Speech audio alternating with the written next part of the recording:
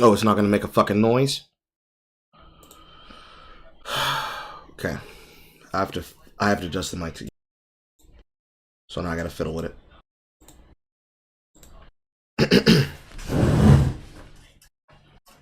At some point apparently gotta get a new fucking headset. That can come much later.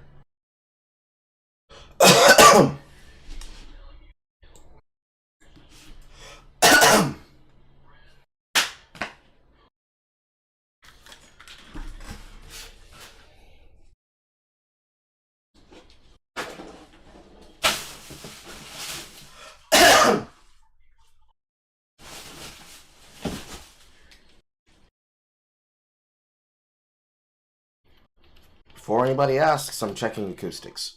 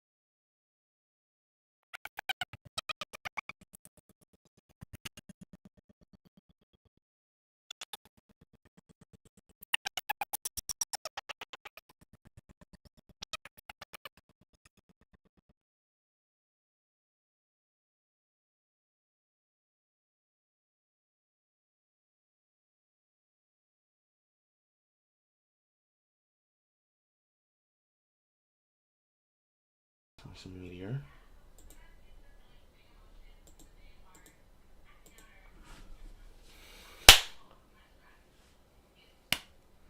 I reset the audio. Is it still chipmunking? Okay, that was a weird connection. I don't know what caused that. Let me try again. Ahem. Ahem. Ahem. Okay, this is me stepping off the microphone again. Ahem. Sound? Sound?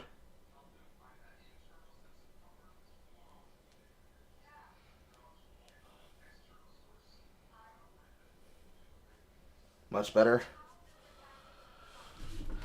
It physically reset the decibel itself.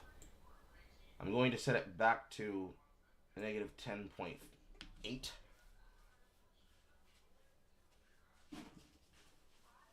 Better or worse on general tone?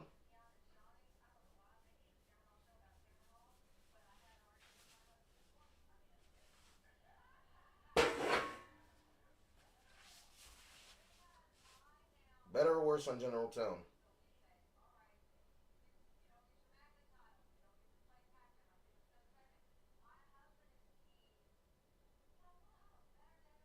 Currently sponsored on you. I cannot tell if it sounds better at the better decibel if you don't say anything. Can barely hear me. It's not peeking into the green, which means that it's probably better where it was. You'd have to be closer to the mic. You sound lower than me. Carl is my third favorite black man. Who's the first two?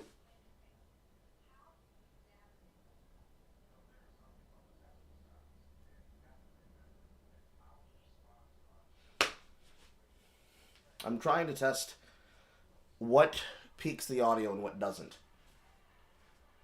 Because the way that it was suspended before, it had extra shit on top of it.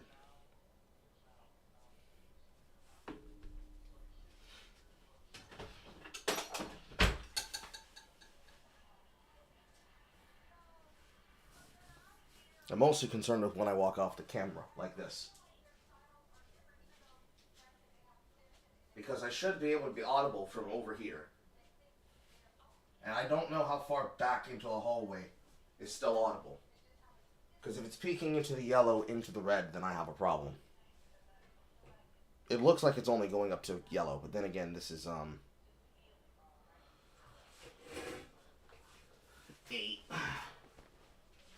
test to improve it.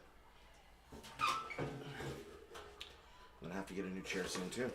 It would not be bending like this if I hadn't done that thing that I did, but I did.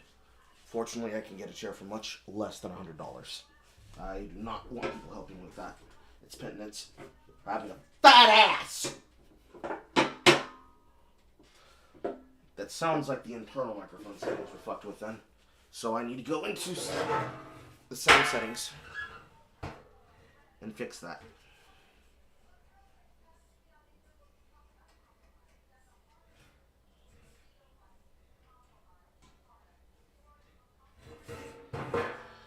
Starting to tear at the joints.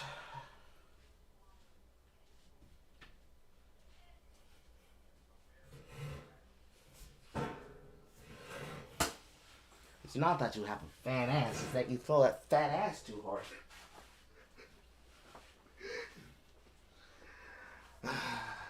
Sometimes some bits require chair bouncing. And the problem is that this is a fucking flip-out chair. Certainly does not have the cushion power to protect from the equivalent of having its ankle snapped. Alright, let's look at those audio settings.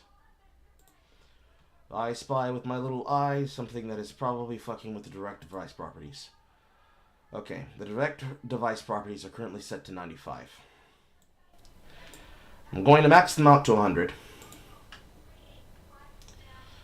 And then slightly bring that down to negative 8.1. For a normal speaking voice, that's probably fine. We'll have to find out what it sounds like. Otherwise, the microphone's going to be placed off to the side, so it should deal with direct sound capture. Corey X Kenshin number 2. I'm gonna tell Jay on you. I'm gonna tell Jay on you. Ouch. Right. First, we're gonna continue from where I was going to pick back up with the OnlyFans content, and then we're gonna get into Jar. Just need to make sure that all the links are linking. All the links linking. Link here.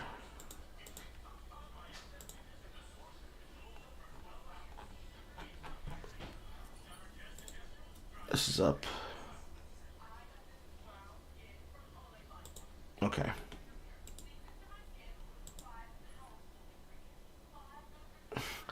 Horror, you're pretty awesome too. Horror is not an African American. She is not an African American. She is a different kind of black. Black in the soul. Black in the soul. Alright, screen. Boom. Bop. Bang. Alright, let's hear from Soda Poppins about how he feels about this. This is why I would have continued if I didn't go off camera. You ready to mentally 40-man wipe? I don't know. We might, yeah, I don't know. If our raid wipes, that's the end of OnlyFans. This. I know she ain't black, but what's an Oreo without some cream? Sensational.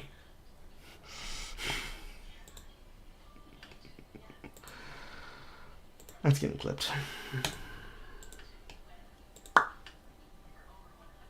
season or whatever. Like, it's pretty much over. At that point, I would just unleash everyone and go do your thing. If they do as bad as he wanted to be. Tyler did not do bad. I actually feel so bad. Like, I actually feel really bad for Tyler because, like, how do I word this? I got to turn my stream off yesterday and actually gather my thoughts and then actually review it off stream without chat berating my ear and collect, like, kind of how it went. I'll say this on that whole death in Baron. It was Tyler's fault, but it wasn't. Already off the top, Soda Poppins is in agreement with both myself and also Asmongold and whomever else analyzed that event, where they can clearly show that he is at fault for some things, but not everything. And I feel... Really, honestly, I feel bad for Tyler, because if he's released back to where he came from, like Yamato's death and everyone else, you're sending him back to League. That's like being kicked out of Purgatory and sent down to the Ninth Circle of Hell. Tyler's probably getting a lot of people attacking him. It is your fault, you...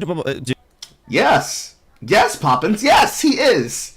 And if they are, and they choose to act this way, that means every single one of them was a fucking hypocrite when it came to them and Pirate Software. Which means you and everyone else is responsible in what happens there as what happened to Pirate Software. And I hope that shit eats your ass the fuck alive. I hope it does. Dude, stop. Fuck, I had my thoughts gathered so well, and then I get here and it's all scrambled, but I feel like here's a reality.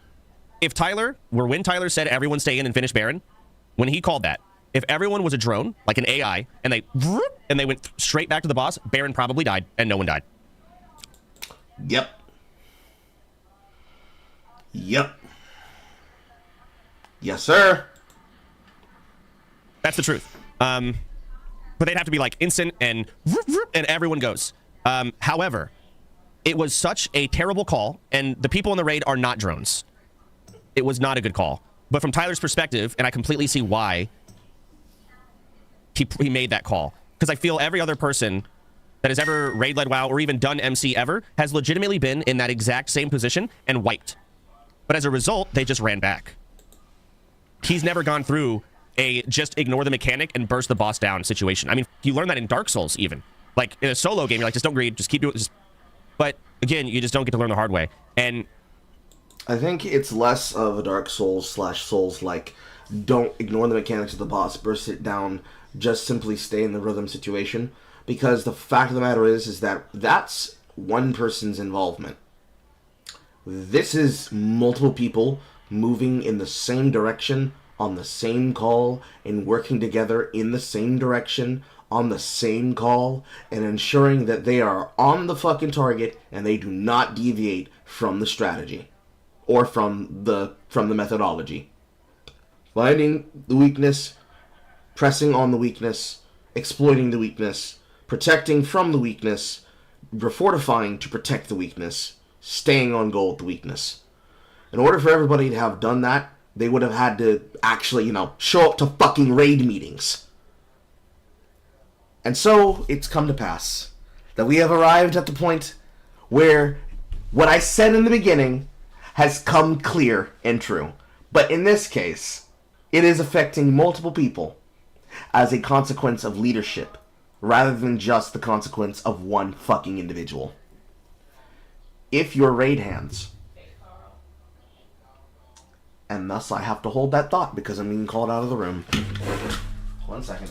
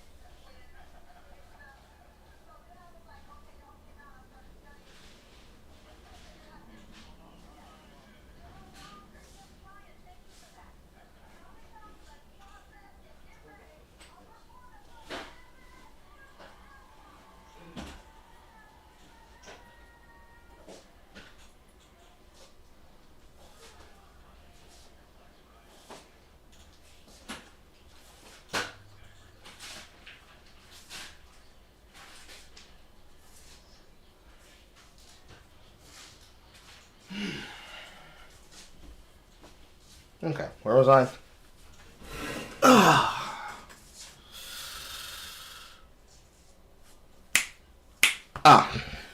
What I had said in the beginning of this has now finally come to pass. Your raid hands, and every person involved in your guild, because they're social media influencers, cared more about drama than they did about the fucking mechanics of the game. When given the opportunity to learn the fucking mechanics of the game, they abandoned the social aspect of growing together and learning together as a team, and instead decided to latch onto the thing that would get themselves the most growth in their channels. And so to do that, they decided to cannibalize views off of a fucking guild member. That guild member then set a shockwave of mistrust and distrust throughout the guild. And the only reason why people stayed together at that point was to simply shitpost on him. Because, hey, if we make fun of Pirate Software, then that's the same thing as having fun playing the video game socially, right? And then, as everyone did the equivalent of they not like us, to Moldovius Fig Tree being pushed out of the game because bro just couldn't take any accountability. Came to pass that the same person who had insensively created the situation, Yamato's death, as well as multiple other users who were more than happy to be vocal then, find themselves in a raid that they are not prepared and capable of finishing. And ultimately, it's equal parts ownership and dual leadership. But ultimately, the influencer who brought them all together to play Hardcore WoW, both for content and also for social unwinding and fun, find themselves in a dilemma that is caused by individuals that were more than happy to call this guy the biggest roach, roaching themselves, and bailing because they have no trustability in how to be able to keep up with what they have, and then ultimately lost what they claimed that they wanted in the first place. Camaraderie, social experience, friendship, and a new skill gone because they roached harder than anyone could claim Pirate Software did. And the other guild leader has to fucking keep up with it. Don't you miss the days of just playing games instead of making and milking the content? Of course. There are plenty of times. Hell, most of the time I try to get y'all to play the same games that I do. Of course there's fun with playing video games instead of making and milking the content. And a lot of this is ultimately at the Fatak Soda Poppins, because he tried to fuse them both into one thing collectively together. And the general idea just applied to myself, of course. Being able to turn your brain off, play the video game, and not have to fucking worry about making content, let alone milking your own content, it's half the reason why influencer culture is dog shit as it is. Human interactions and human experiences are the reason why this shit gets so obnoxiously toxic, and is half the reason why I'm discussing this situation. Because how many people stayed and paid attention to this all the way up to this point? How many of them watched the Roach Out and were more than happy to join with the constant shitposting about Pirate Software, but didn't keep watching for Yamato? Because Yamato's been going on a journey, you see. Both Tyler and Yamato collectively. Tyler has been experiencing the consequences that comes with the pains of leadership with other people. And Yamato's death and other users like him have been going through the pains of what happens when you let your ego speak a little bit too wild for you in a social situation that it didn't need to speak in. He's had to do resets, he's had to do wipes, Tyler's had to help everyone grind back up again after several accidental deaths here and there. And on his first raid wipe in Hardcore, he's more than less likely done. And if he is released back into the wild like an animal, like the rest of the influencers, they're going to return back to their fields of gameplay. They're going to return to Valorant, they're going to return to League, they're going to return to Rocket League, they're going to return to Apex Legends, they're going to return to fucking Multiverses as the game dies. They're going to return to any stomping ground that lets them forget this crushing embarrassment. And how many of the people who are keeping up with them, and even right now, are fucking doing the same shit they did to Pirate Software to Tyler, how many of them are actually going to realize, wait, all this could have been avoided if they just played the fucking video game? Because it's a lot more than what Soda Poppins just said. It's a lot more than just they didn't stay inside the rotation, they didn't practice the mechanics, they tried to ignore the mechanic when it was too late. Because realistically, what Tyler locked in for was a League mindset. He was like, bro, the tank is almost dead. He's only got a little extra shriver to go, and I've got Collector. I'm Draven. I'm throwing my axes, bro. Bro, I'm throwing my axes. He locked in the way that a person in single player would, but the problem is he was playing a multiplayer game. And ultimately, when he relied on his team fucking bailed on his ass. And it's a crippling embarrassment. It sucks. We can't get shit like Leroy Jenkins back simply because the fucking media circus had around this news story, and I had around OnlyFans as a whole. I remember the Soda Poppins clips of him explaining how he went about the names for the people in the guild when he was dealing with Pokimane. And I also remember the day that he banned her and all of her friends simply because they were more focused on the media management than fucking focusing on friendship. We can't get these things, and they couldn't achieve this for themselves. And similarly to what happened to those guys that tried to do this to me and Once Human, they've hit that wall. In this case, the influencer wall is they're getting the same shit that they probably should have gotten on top of and dealt with. In Tyler's case, it's not deserved. In Yamato's case, it's well deserved.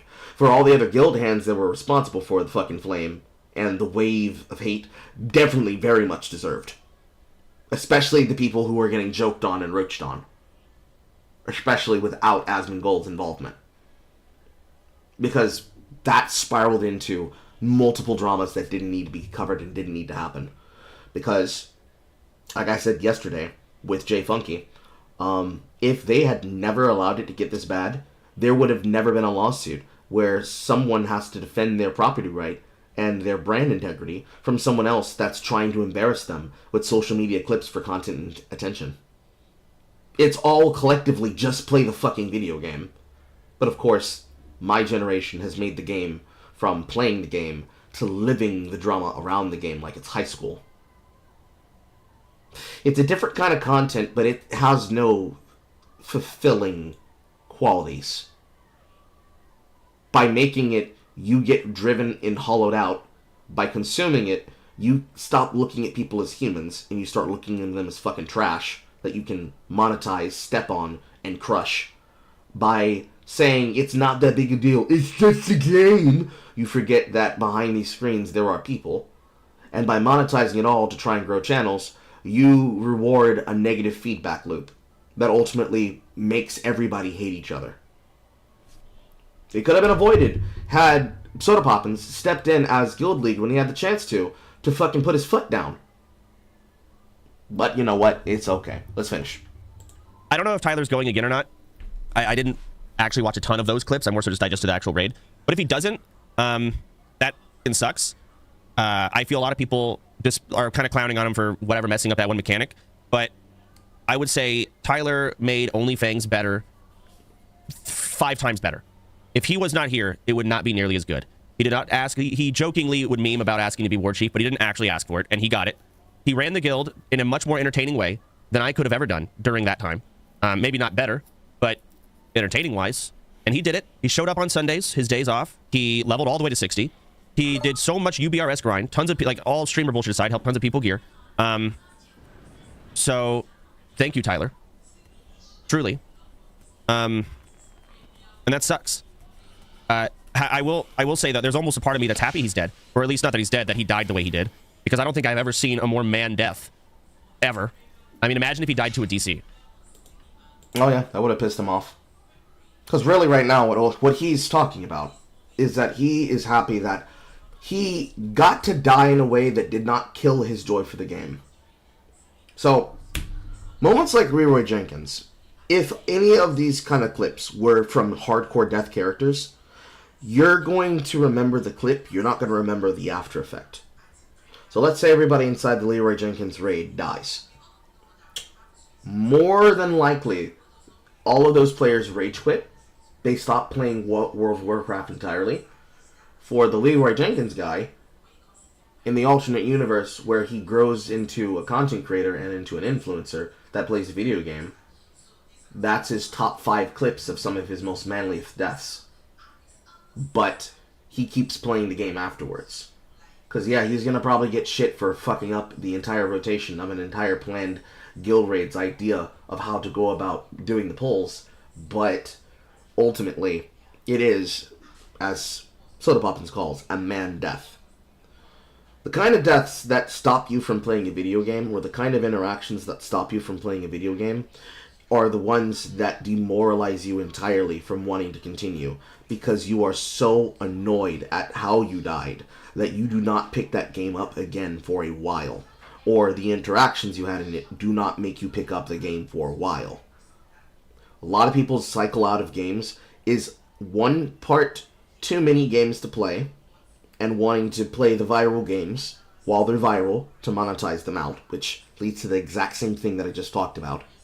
But the other part of it is that they suffered a crushing defeat that keeps them from playing it for a while because they're not mentally prepared to handle and deal with it.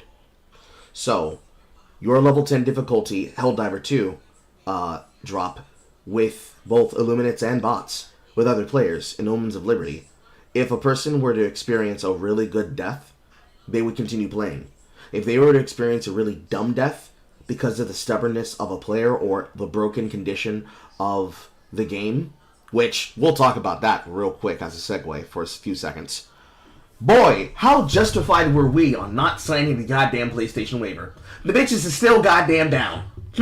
I wonder why the players on PC didn't want to have to be forced to sign up for fucking PSN. Crazy, so fucking crazy. That itself would be a 100% crash out, mind you.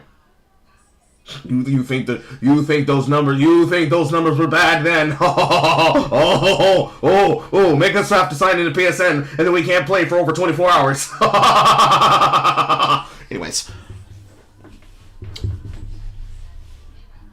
MOBAs and party games like it.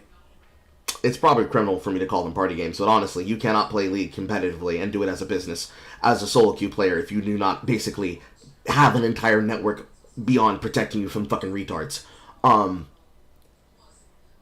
Party games like that will have varying differences, but ultimately, any kind of PvP or single-player experience where your ability to control what happens is removed out of your hand will lead to you not playing that experience for a very long while. So one of my complaints about the Arkveld hunt in the DLC, which the DLC period is past now, we'll have to wait until OBT period 2, which will be around somewhere in the 14th to 16th, I think, to try again. And I want my fucking kill. I want my fucking OBT kill. I'm gonna get it. I'm gonna get it or I'm gonna die trying. But how on the last streams I complained about the fact that the combat feels sloppy and off because they based it around the offset triggers and around power guards, and certain weapons just don't have the ability to do it. They don't have the guard points, they don't have the guarding ability, the ability for them to input their skills stops them from being able to do it. Shit like that's gonna make people really fucking annoyed and really fucking angry if they cannot be able to get off their goddamn damage because that's being taken from them because of some factor of netcode. Fighting games, hear me, holler if you hear me, preventing them from being able to actually get into the meat and the thick of the things. Because if you're dying for something that wasn't your fault on input, you're not picking that game up for at least a fucking month. Like, there's being in the vibe to play it, and then there's I don't want to play this because I'm fucking sour about this and still fucking salty about it. That'll stop you from doing rank climbs, that'll stop you from playing the game, that'll stop you from socially interacting with people who are associated with the game, because you don't want to fucking think about it. Something like this, if Tyler goes again, and it's not because League dollars are clicking, he needs to make money, it's going to be because he wanted to go back, because he's like, nah, baby, I want that kill, I want that head, I want the screen cap, I want that frame, I want my photo frame moment. That will keep him playing again. I'm pretty sure that with the personality that he has, whatever salt that he's getting from whoever is salt sniping him with this content, it's not going to personally affect him that much. For Pyre Software, this OnlyFans shit, if that makes him not play a single goddamn WoW game ever again, let alone another Blizzard title ever again, it's going to change how he communicates, it's going to change how he operates, it's going to change how he moves, it's going to change his energy, it's going to change the rules that he has for his moderators, where he's probably going to be just like someone like myself, who's going to say, nope, I'm not dealing with it anymore, because You just cut it off. Just cut it off entirely. You have to go dead nerve. That's the only way to do it.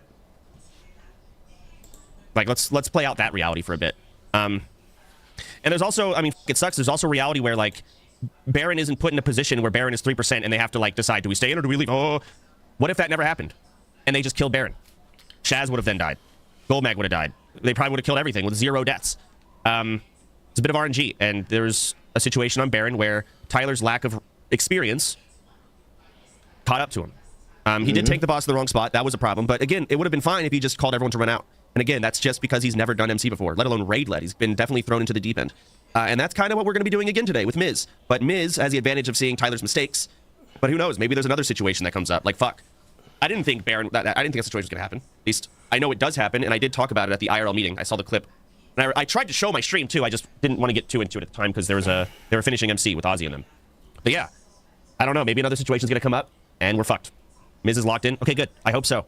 I think Miz has been rage baiting a whole lot. He's literally in chat. You're all dead. Focus. Simply. I will fuck you before. I don't know what Miz is typing. But I know Miz is going to try. Well, I don't know that. I've been told he is. Ampy. Yeah, I mean, a lot of people recharged in and everything. I get a lot of Tyler 1 viewers are very angry. But again, it was a bad call. It was. I think a lot of people are doing breakdowns and like, but if everyone did stay, yeah, you're right. It's just, you're saving like, what, 5 seconds? Just walk out. Literally just walk out. It's a bad call. And yes, no one's at a point like that. You live and you learn. No one is in that moment is going to listen when you've trained everyone to walk out on AoE. Again, you got like half a second and it's a lot going on. You're not going to get everyone to listen. And if you don't get everyone to listen, people that do are going to die now. It's kind of funny how the people who listen now die, but that's how that goes. Just walk out. Effectively. It's the same thing with calls inside of fucking League of Legends. If everybody doesn't fucking listen, it makes the call bad. Good calls become bad calls become good calls because everyone's on the same page. But ultimately, it comes down to the raw feeling you have afterwards, and ultimately nobody wants to be in the position where they're left holding a bag of shit, and then being blamed for shit that is not their fault and not their problem, because if everyone would have just fucking listened, it wouldn't have been a problem. Ping the top laner 50 billion times to back off the tower before they get ganked. They didn't complain that their jungler wasn't there to save them because you knew they were coming, but in the situation where it was important for them to know that they were coming, it's because they had the factors that gave them the advantage to be there first. They have the better jungler that clears faster, they can be able to tell that the opportunity is to simply punish them and counter them for the action that they clearly initiated from draft. There's multiple factors and multiple moving pieces, and nobody's going to be that guy that calls it. And the guy that will call it will just repeat the exact same fucking words. That it's hard, and anyone giving them shit just doesn't get it. Because they want to be the one mocking them in that position. They will forever mock them, but they'll never enter the arena. They'll never do the call. So, like, what's the point of discussing it, ultimately? Carl's opinions about League, summarized by another content creator. Tell it to Waz. I think Waz and Mir both stayed in to parse, by the way. Because the way the AoE works is you take like 2 ticks, which don't do that much, and then it starts ramping to the point where it's a little bit much. They stayed in long enough to parse that by the time Tyler did say to stay in, well, they were the few people already in. And they did stay at that point. But the people that had already walked out, it's a different story. Waz took 7 ticks. Okay, maybe they're just I mean, they stayed in. All right. They stayed in. They listened. All right. That's crazy. I don't know. Tyler did call to stay in, but very conflicting. Very conflicting. I'm not going to sit here and debate a whole lot because I'm very confident that, you know, I understand why Tyler made that call, but it was the wrong call, especially with the boss's positioning. It was not a good call. It really is never a good call to ignore a mechanic when you don't need to. You can just wait 5 seconds. It wasn't a good call, and that sucks. And I don't want to open up all the viewers for all the shit talking. It's getting... reading online, it was getting too much. Relax. Do you think what Mount? As much as Pirate Software beat the allegations, I feel like he took it badly. Well, that goes back to what I said earlier before we went off broadcast. If every single person stopped trying to salt snipe him, to claim that he doesn't know what he's doing and that he was in that position because he was inexperienced and blah, blah, blah, blah, blah, all the things that applied to Tyler here. And instead, people sat down, went through the VOD, talked to him like a human fucking being, he would not have had the raw reaction that he did, and he would not have done what he did. Because if a guild leader had just fucking tapped him on the shoulder, him, meaning Yamato's blade, because Yamato was the shot caller in that situation, who made the mistake and didn't take ownership as the leader in that situation, if They had tapped Yamato on the shoulder and told him, shut the fuck up, we finna go to the back rooms to talk about this. And they rip both of them a new asshole and make them both battle buddies. In that alternate reality, everything goes off differently. Because in that alternate reality, you nip it in the bud with the people who matter. And for everybody else who's fucking jabbering in the goddamn peanut gallery, you tell them to shut the fuck up. And if they don't shut the fuck up, you ban them permanently. And you don't deal with it. Because that's the true perfect ending, right? You take a person with a strong personality and another person with a strong personality, and you sit them down in the rage room, and you tell them you're not leaving this room until you work it out. And if you can't work it out, we have to let go of both of you. Because if it was me, I would have banned them both. If it had gotten to the point where it was. Many people's point of breaking bread with him was when he said, no fuck you, when Yamato kept trying to go at him. Most people's breaking point with Yamato was him challenging his guild leaders, telling him how he's going to take a punishment, and him trying to debate his way out of his 1v1 duel with the undead. That's what happened immediately after that event. He ran his fucking lips with Soda, and Soda told him he's taking a fucking undead raid. Let me go to the clip. Let me find it.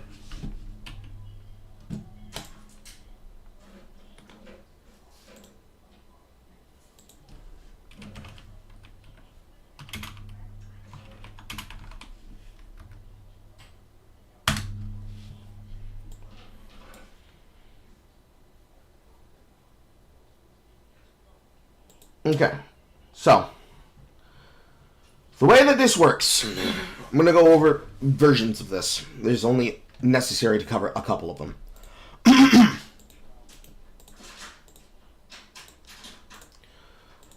The timeline in this event is as follows. Yamato's death, ninja loots an item. He ninja loots an item, gets caught, and has to get a punishment. The punishment is that he has to duel in the arena as a punishment for this drama. He tries to bicker about everything involving this drama. Tyler has to go back and forth with Summit 1G, who I believe was supposed to be taking a side here with some shit. And the entire problem is that this is just further encoldment of the issue. Because there were rules that were made, there were examples that were put forth about how it was going to be conducted and what was going to be done. And the same attitude that Yamato had here was the same attitude that he had there, where he didn't take responsibility. Yamato and Ninja Loot. He didn't take responsibility. He tried to debate about the shit. And it was a whole goddamn issue. Maybe this short clip actually will explain it. You want to death roll for it? Yes, no, we will. Okay, alright, yes, I'm down. Wait, you roll started. 1,000, roll 1,000. Alright, rolling 1,000. Here we go. Alright, good. roll You 176, roll 176 now. It's pretty good. Oh my god! Alright, this is getting intense fast. Alright. I will cleanse you of the brainworms that have shy-offed you against you shaken. Your frontal lobes are melting. You roll already. I'm rolling out of 7. Here I go. Fuck it, I'm winning. Fuck it, I'm winning. Oh no! Yamato rolled 2 again? No f***ing way, no f***ing way. Alright, quick, distract him! Get... You already lost. You already lost. Forget it. Oh my god, I'm gonna bust. I can feel it. I think it's reasonable. I do. Wonderful fucking Helen Hunt fucking impersonations right here. But basically, they tried to make a game out of it. The Ninja Loot situation starts with him holding it hostage to begin with. And then Soda Poppins discussed with Tyler his Ninja Loot punishment. Wait, Tyler's on? Oh, this is exciting. I'm not scrolling up. This is what I woke up to. I'm not going to read them right now. Do you see the context? Look at the girth of those messages. You have got to be kidding me? It's not that much. Read, man. 17 of them. I don't know if he's trying to make me quit because he's salty, What? but he's pretty much giving me the context of everything that happened. Or just at the end, I said, in conclusion, you should just watch Okay, the so live from yourself. my understanding, they literally had another Alex Bones situation. Another one. The undead have struggled week after week after week after week to operate a functional meeting. They literally, everybody else is fine. Yep. Orange do fine. Trolls Everyone do is fine. Orcs do fine. Everybody gets the items. Everybody is happy most of the time. For some reason, undead have been having a problem with their loot for 8+ weeks. They've killed like 5 people. They've switched. They call it mayors, but like race leaders. I'm gonna say mayor. They've killed their mayors, or they've switched their mayors like 5 times. Yep. Everybody always steals the loot. Wait, Sardocco included. Remember, because Alex Bones exposed these guys for also stealing loot and putting him to death for stealing loot. Like, it's all a huge issue. So, from my understanding, Yamato was going to steal the loot. Apparently, he ended up not stealing the loot, but he played like he was going to. What was that? What was that ding? Everybody freaked out issue. So, from my understanding, Yamato was going to steal the loot. Apparently, he ended up not stealing the loot. Like, it's all a huge issue. So, from my understanding, Yamato was going to steal the loot. Apparently, he ended up not stealing the loot. Okay. That was from the video, not me. But he played like he was going to. Everybody freaked out. Then I saw a clip before, actually. Yamato begged Soda to be Undead's choice of loot picker. Of like the person who... I mean, I didn't beg. Begged Soda. He didn't beg. He just asked, and I said, yes, 'cause I'm dumb. Turns out he wanted the Staff of Jordan for his ult account the entire time. So from the beginning, he was planning on stealing the Staff of Jordan. Exactly like Alex Bones. Literally. Exactly. It is exactly the same thing. Yep. You guys remember those personality tests we took? It's almost right. Those personality tests we took at the very beginning of OnlyFans to decide our like faction or race, remember? This is the thing that he was doing with Pokey, which is what made him fucking crash out against her, and eventually remove them based on their personality types. Soda is really autistic, and he has this whole entire animal system classifications that makes him aware of what kind of personality types he's dealing with, so he can be able to effectively lead his raid teams and his guild better. Apparently, if you got undead, you're a piece of shit. It's not wrong. Yeah, it's not wrong. How are you? So, Tyler calls Yamato, then they call Sarkadako, then Soda joins in on the call, then Zaryu joins in on the call, and it's basically about an hour of discussing how this duel is going to happen, and how everything goes. From what you just heard with the context, and I hope I don't need to play this up any more than necessary, if someone is stealing your fucking loot, and they are a part of your guild, and this person is supposed to be one of your raid leaders, and he is also the fucking hand of the fucking guild lead that eventually takes responsibility from the other guild lead because he fought for it fair and square, and that person is causing drama like this, that should be an instantaneous ban from your fucking guild. Flat out. Because the ninja looting breaks the trust, it annoys the piss out of people, it prevents further progression, because if you need a goddamn staff, we will grind you a fucking staff. It's not about the staff. It's about the lack of responsibility, accountability, and the frequency of how frequently they get into drama and mess with ulterior motives. All of this tracks back to these behaviors and these situations. So, all of that together brings us to here, where if they had gotten on top of this shit with him and Pirate, they either both stay and they have to go through battle buddy trading, or they both go. Pirate gets a temporary kick for the drama that he did, and a temporary ban from OnlyFans, and then afterwards they bring him back and they talk through it and they fucking deal with it, and Yamato gets a permanent ban because the pattern of behavior was there the entire fucking time. Be that as it may, moving forward. What do you think about the lettuce thing? I saw the lettuce thing. So what I gathered, lettuce said, like, in the middle of Tyler's, we've already gone over, somewhat of a bad call. He said something like, eat shit, I ain't going in, which was just a passive, like, he was already out, whatever. Not a big deal. Probably meant it more as like a funny thing. He didn't know people were actually going to die, right? But I think Tyler saw that clip, and then he watched it on stream, and I think that was the clip that put him over the edge, right? And because that happened, Tyler ones are like, oh, we have a villain now. Ooh. So they chat hopped. I don't know if Lettuce is a big streamer. Probably got like, I'm guessing he has like 10 viewers, maybe 100, I don't know. So then literally his whole stream are in there personally berating and attacking the guy. Like, So exactly like everything else. just the cringiest shit ever, which I don't think Tyler intended for. He was very in high emotional distress for good reason, but that's kind of what happened. And then we got the clip of Lettuce. Where's the clip? Where is it? I'm trying to find it. It was like Calmist Roach or something. I gotta scroll way down. OnlyFans Kindest Roach. So again, this is after they're already back in org, probably 30 minutes after Tyler is like officially said on his stream he quit, and all of his viewers have now villainized Lettuce, and they've just been berating him. Dude, what a shame, dude. Get a real job? No, pussy. Thanks for the ad revenue. Bitch boy, enjoy your 9 to 5 at McDonald's, slaving away for a day off. I sit here and play video games and kill your favorite streamer for a living. Suck my I own a boat, pussy. Which I completely get why he's going so aggro on his chat and saying that. It's just to spite the viewers. Which probably shouldn't do that. You should, as chatter, should not be going to raid a person because of this. And the streamer probably doesn't have to feed back into it, but since you're going to make a villain out of him anyways, and you're not going to be rational, this is a natural reaction. That we're being cringe and annoying, so. Have you seen Ompi's ultimatum? No?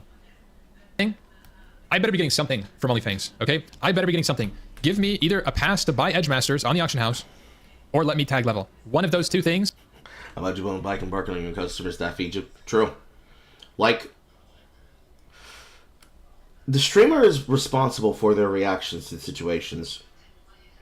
The chatters feel that they are not responsible, but they are.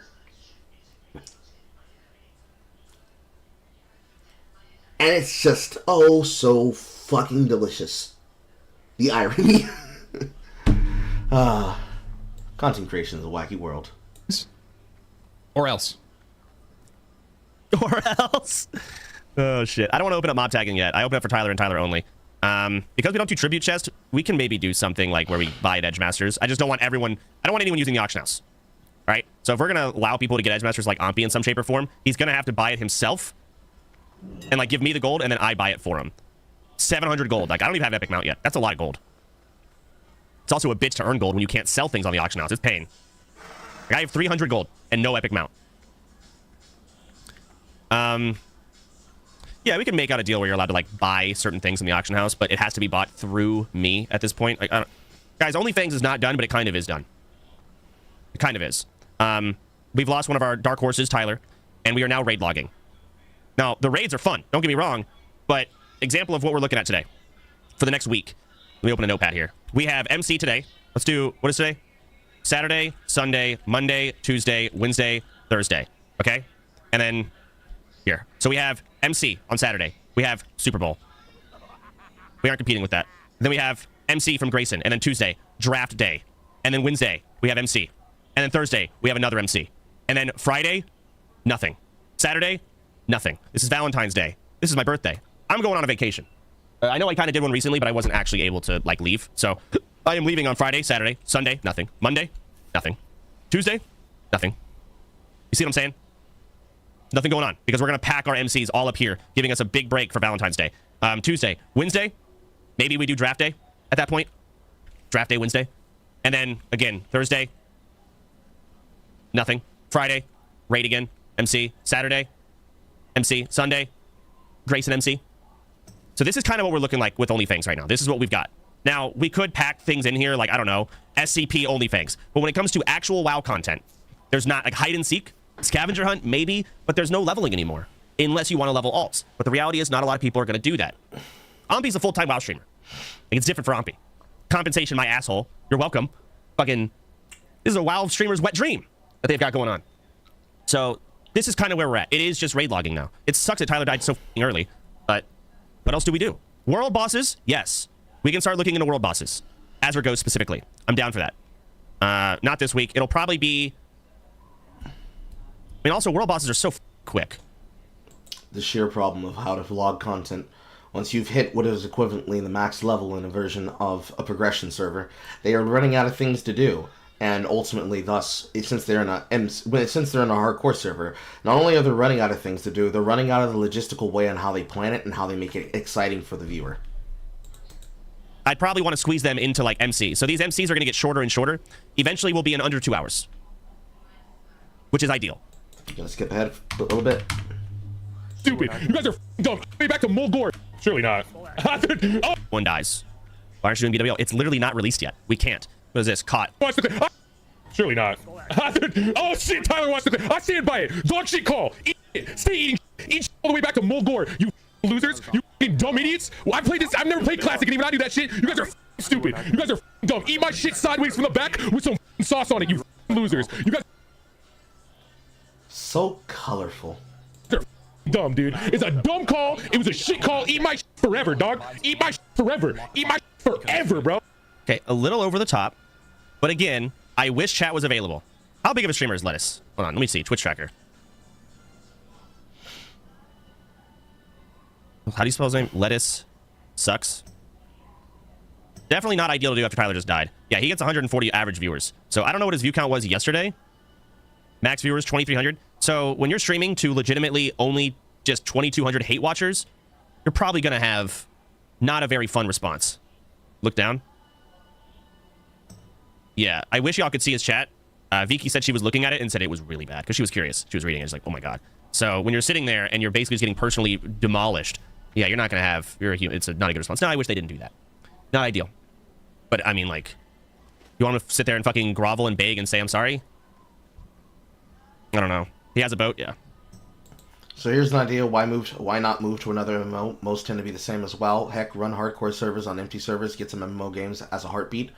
The short answer is, have you been playing Toontown recently? The long answer is, are there people that are going to be willing to sit down, take the time, play the situation, log into the game, show up to the game, play the game, and actively involve themselves both on camera and off camera in the content? And I don't mean as us as an audience. I mean other content creators collectively together at the same time. That's the problem that he's looking at and facing as a raid leader and as a guild leader. Because the first problem is the game money? They're large content creators and streamers. They have money. Is the game going to take effort and time? Is it something that can be done on a second stream? If it's something like RuneScape, half the fun would be starting over again for some people. Because you can have skiller accounts, you can have bosser accounts, you can have PK accounts. You can have members that are focused on being the collectors and the gatherers. You can have players focused on being the hunters. You can have members that are being groomed for raid content to get the necessary skills that are relevant towards doing that content. Play private servers, which give you the ability to skip the problem that comes with the retail version of the game. Play video games that are less populated, which then allows you to have more control over direct involvement, and or get together enough people that you can have the kind of content that you're looking for here. Most of them are not going to be able to do this on the significant beat in which you're looking for. For something like this that's going to be comparative to WoW, you're probably looking at Final Fantasy XIV. More than likely. Outside of that, 4-man raids in Tombs of Amascut would probably be the closest you'd get. And that is problems in and of itself, because now you're bringing an entire audience full of influencers from various different games into the audience of another game, declaratively, which will cause friction with those player bases themselves. Basically, the problem I'm trying to illustrate is logistics. The problem that you have is logistics. Like the real life logistics of, I can't do it this weekend, but I can do it next weekend. Versus the logistics of how to commute an entire stream of content creation over to that figurative model. Because that content creator's audience is probably going to maybe not like it or even reject it outright. And even choose to abandon and or hostage the stream because they want to go back to the thing that they're used to doing. That's not to say that it's not a choice. It's the problem of what I said earlier. If they have the energy to go again and do so in another game. If they're locked in this way, then they're only going to want to do this, or they're going to want to go back to what they were doing before. If they're willing to move to another game, they have to go through all of the fucking hoops that come along with that starting process. So like, Starting a new video game by yourself, playing the video game by yourself, getting up and doing all of the fucking motions that are necessary to work towards the eventual goal that you can finish. Doing so with or without a group of other people, the drama, the annoyingness, the noise, all of it together collectively. Are they going to be willing to go through that again in a different video game? Seeing as how the majority of the people who are involved in OnlyFans are wealthy influencers, the answer is they have more than enough time. It's just a question of whether or not they want to do so as content. And usually the answer is no. Most people are not willing to do it. It's unfortunate. I'm pretty sure people would have Last Epoch on the lips. I would be the first one to say Path of Exile multiple times. But then comes the other side of that, which is tech problems. So if you're playing a private server, something might work for my PC, and might work on your PC, and might work on his PC, and might work on her PC, but for somebody else, that video game literally will never fix itself. And shit like that. Basically, the short answer is interest. Time, influence, interest. Some people are only willing to do it if it comes extremely easy. Some people are more than happy to do the Sherpa, because that would be the next suggestion. More than enough people would be happy to do the Sherpa, but then, of course, there will become the problem where there will be somebody that doesn't want to be Sherpa'd. They want to learn the hard way. They don't want to be baby-cated and baby-carried and baby-corralled the entire time. We saw that happen live on my stream. That's half the reason why I've changed the way that I do things.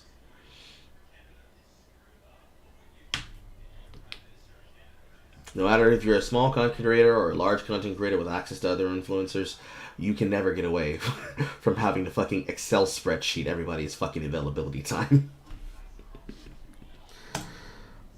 No, there in Twitch Tracker. He's 40 years old. He's a WoW player. Not ideal. High emotions. Just want to make sure everyone has both sides of context. His chat was absolutely berating him. And Tyler's chat, I mean, I even was getting some of it. They were livid. They were livid. And I understand their perspective. Again, Tyler's called to stay in. If everyone stayed in, they might it's literally like setting up a D&D session IRL. It was a bad call. It's not the boss was 2k HP before it killed anyone. Literally one guy stays and it dies. Okay? I don't know about that. But even then, I see that perspective, but I completely understand why everyone walked out. Still a bad call. And more importantly, it wasn't just a bad call. Okay? It was a bad call while the boss is positioned in a terrible spot. I don't think Tyler knows how to, and something I didn't know was like a thing. I don't think Tyler knows how to like move bosses back. Like if you look during Onyxia, he was struggling to move Onyxia back. And I think he just doesn't, I don't know if he's like slowly inching forward. I don't know what's going on there. I don't know.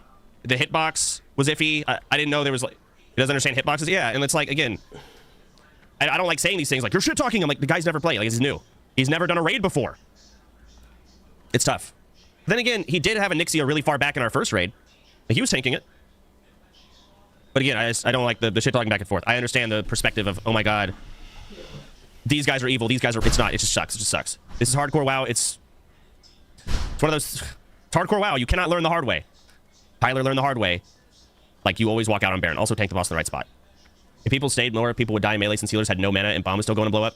I think Joker probably did a breakdown. I would trust Joker's breakdown. I don't know how to look at logs. I've never been a log Andy. I actually don't even know how to use the website. But I saw Joker clicking around doing shit. Yes, every single healer was and not only were they but they all had the debuff that drains their mana too, and they didn't have the mana to dispel it. They were tapped. So, yeah, butterfly effect. If they all went in, who knows what would have happened? I don't know. Bad call. Move on. It is what it is. It sucks. Joker says everyone lives if they stay in, and I believe that. That could have been it. They all go in like robots. Yes, it dies. But when you're raid leading, remember, you're not raid leading robots. You're not playing a RTS. You're not. You're playing. These are humans. If I'm in there, if Tyler made that call and I was in there, I'd be thinking, oh, not everyone's going to listen to that call. This isn't going to work out. That's immediately going to play in my head. Now, by going in and killing yourself, which is exactly what you'd be going to do, because again, not everyone's going to listen, you definitely get like a love thread. Like, dude, your balls are so big, which is fun, but it is killing yourself. It is. Pika listened. Pika didn't even know what was going on. I mean, did you see Pika's face? He did not expect to die. He did not know what was happening. Ampi knew, which is baffling. Ampi killed himself. Straight up killed himself. Absolutely. Okay, that's the end of the clip. So, there's the context. that closes the Trek of OnlyFangs, a guild that may go under because they can't find the time to get people together to do fucking raid content. Because they didn't want to raid. Alright, who's ready for some jar? Who's ready for some jar? Because Jar has been having himself a time on the fucking airwaves last week.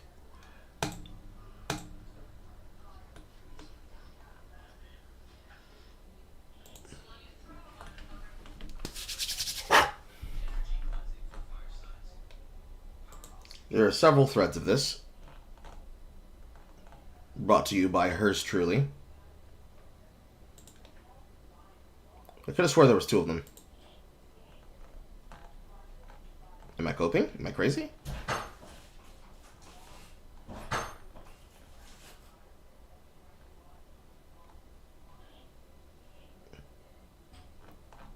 Or is this the same link twice? No, it just has the link for the thread and then another one. Okay. That is the wrong window. And this is the right window.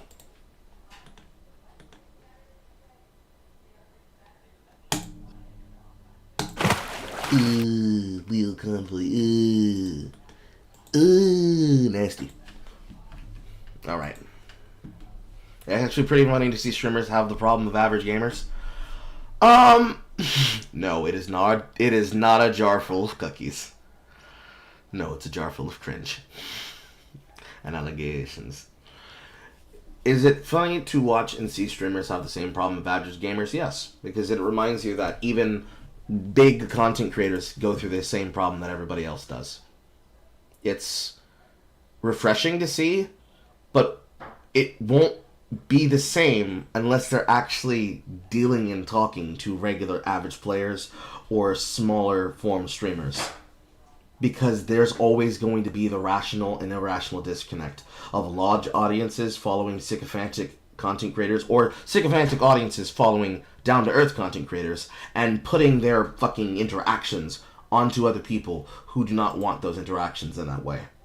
Every time. Like the literally fucking filthy degenerates that proliferate the dregs of every single content creation and every single audience will always be at arms with the bigger people who see bigger things. Because there's plenty of personalities, and there's plenty of different types of personalities in that pool. And things like OnlyFans draws out probably the most eccentric ones, instead of the most common and rational ones. Because half of it is attention farm, the other half of it is playing the game. And for the people who just want to play the game, they don't want to be bothered with the attention farm. Anywho,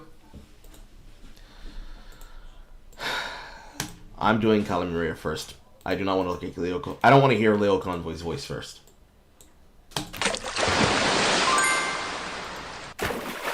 Hello everyone, this is Calimara here, and no, it's not calamari.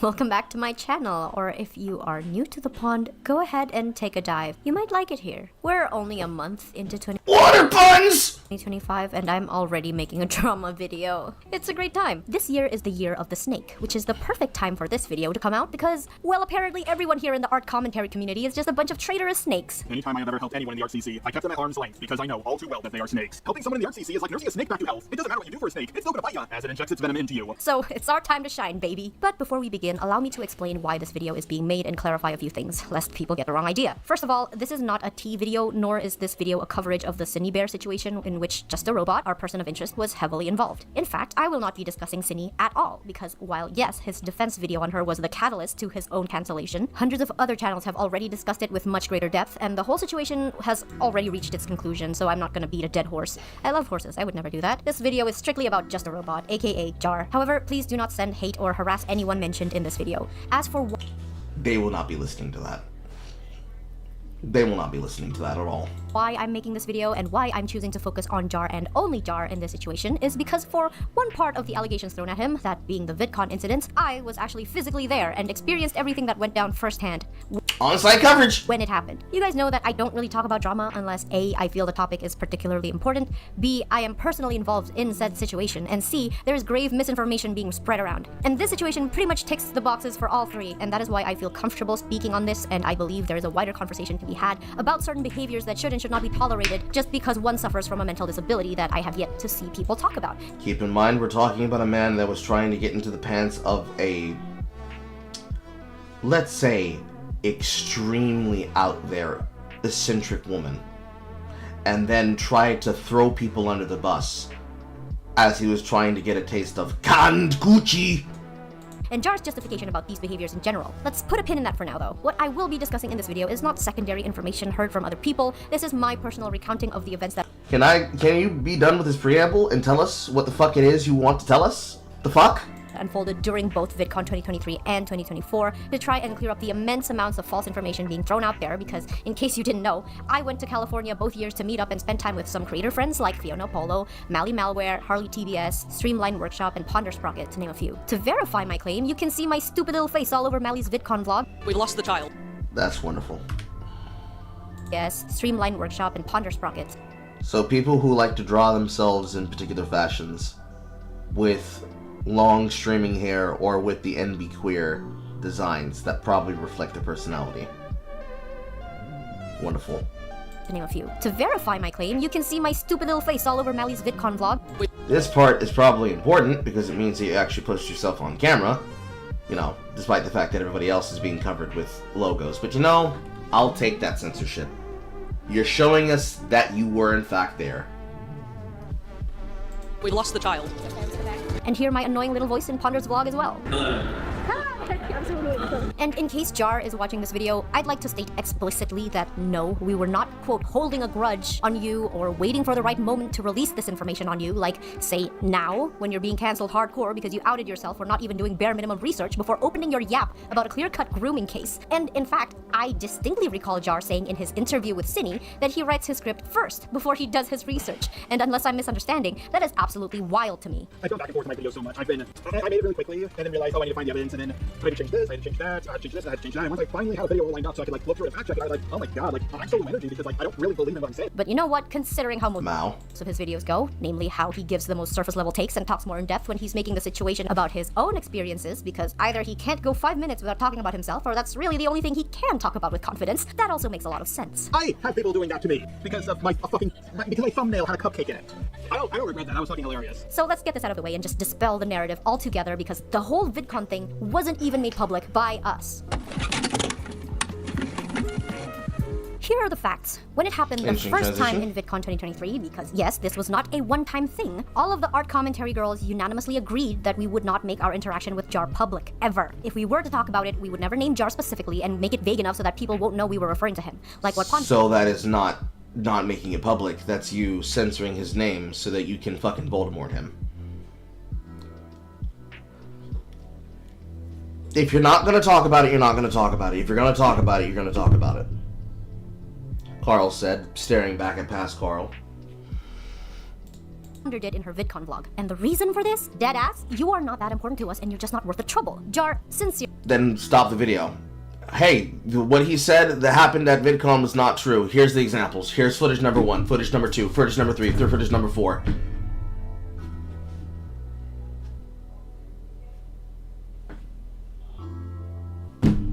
Sincerely, we do not think about you enough to be plotting your downfall. All we Again, then what are you doing here? Wanted during both VidCons was to be left alone by you, and both times you did not respect that boundary. No. So, did you tell him to fuck off? Because, granted, Jar would probably be too fucking retarded, but did you tell him to fuck off? In explicit terms, did you record yourselves being harassed by him and then tell him, fuck off? And then agree, maybe he's fucking dumb. So, as a gesture of goodwill, we won't expose how retarded he's been unless he presses our hand. At which case, okay, they did, then Jar's fucking retarded. A little bit of pettiness here. It's a little bit of petty, just tad bit. You feel that I'm missing a lot of context. if I'm remembering this the correct way, this is the footage that Jar claimed was out there in the public when he was trying to fight his allegations and was failing because he exposed himself as lying about what he was talking about. And now this is the context of the individuals in question with live footage that I have not seen. The live footage that I have not seen. But conversations about this that I have not seen. Where it's more like they're trying to salt snipe through the internet at him than just break down how things happened and who provided it. You need me to watch the leaked call first. Which one is that? Is that Leo Convoy? I'm looking at them in the order in which you posted them. So the original Cinebear 3 video from Lyle Convoy? Sino.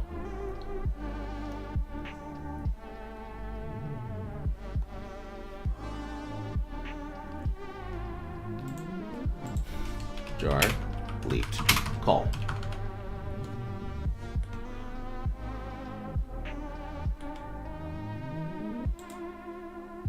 VidCon vlog, and the That was weird.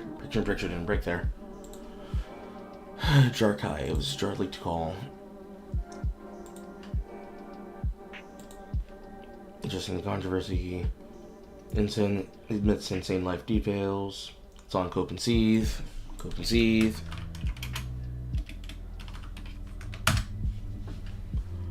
Who is this woman named Jar? It's not a woman, it's a man. Just a robot. Jar.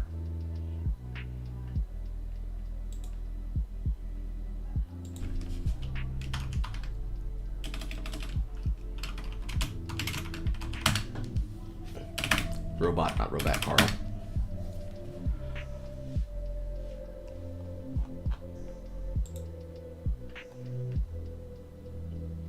Hey! Okay, there we go. So the entirety of this is the leaked call.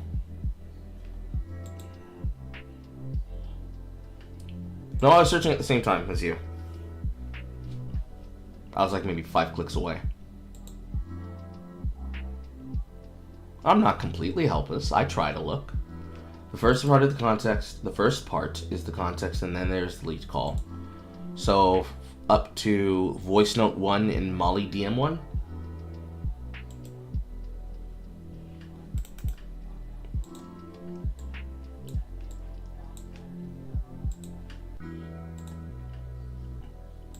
Picture in picture, I will have your ass. Please stop fucking breaking.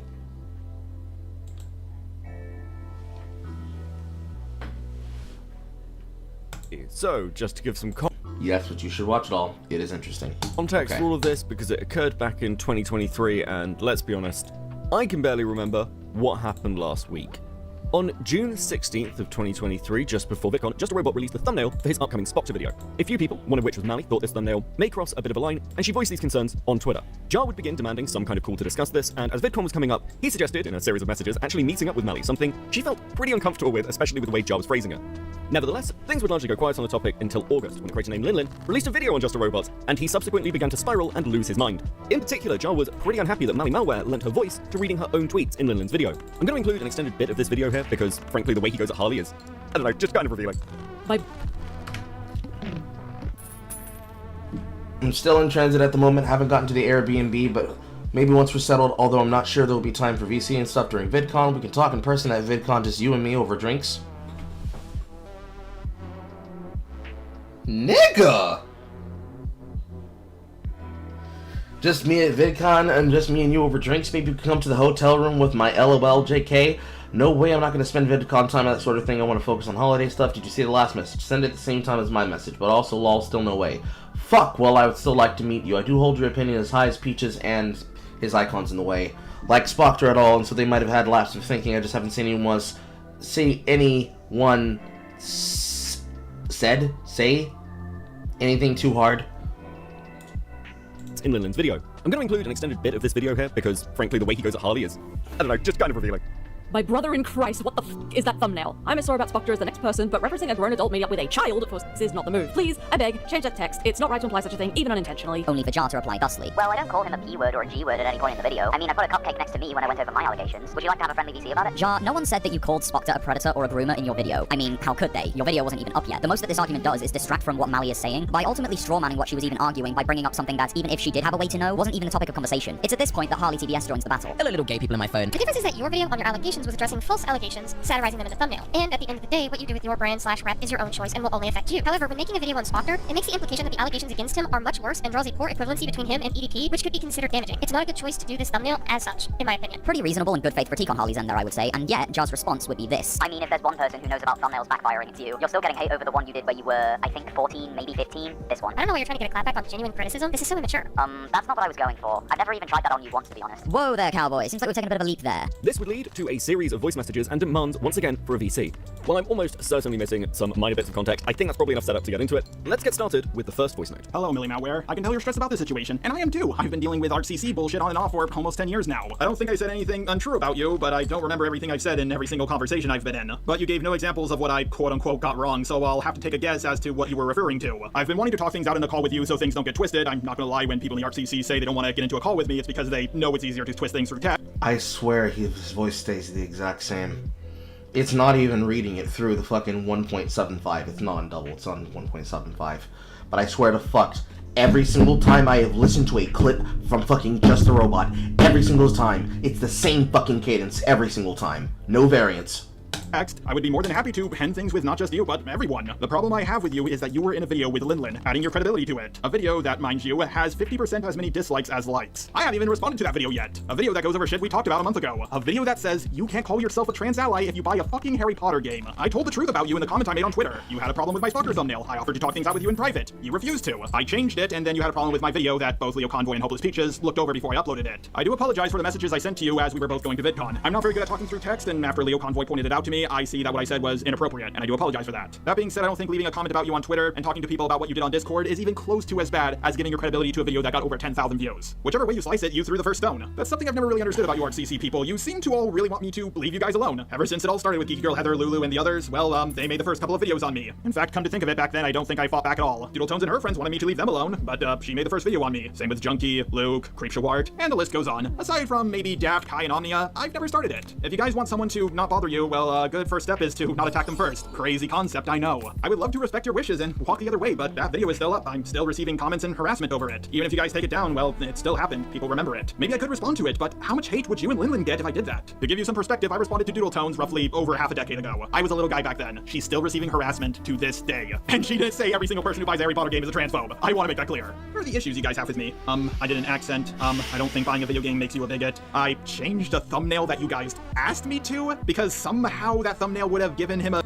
Pause that, Carl. He's threatening them. No, I would love to respect your they made understood about you ArcCC people. You seem to all really want me to leave you guys alone. Ever since it all started with Geeky Girl Heather, Lulu, and the others, well, Right here?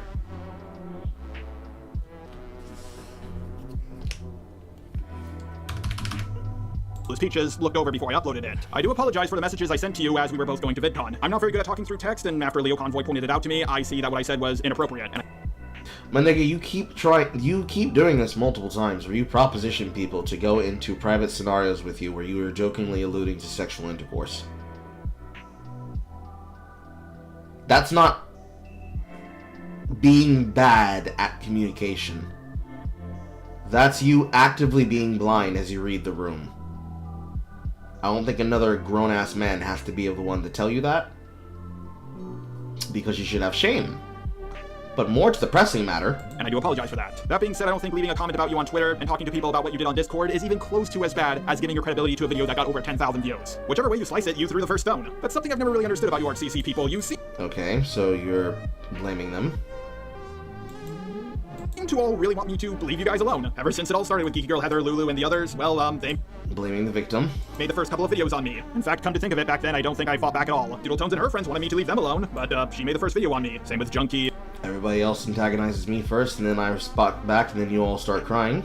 Luke, Creepshow Ward, and the list goes on. Aside from maybe Daft, Kai, and Omnia, I've never started it. If you guys want someone to not bother you, well, a good first step is to not attack them first. Crazy concept, I know. I would love to respect your wishes and walk the other way, but that video is still up. I'm still receiving comments and harassment over it. Even if you guys take it down, well, it still happened. People remember it. Maybe.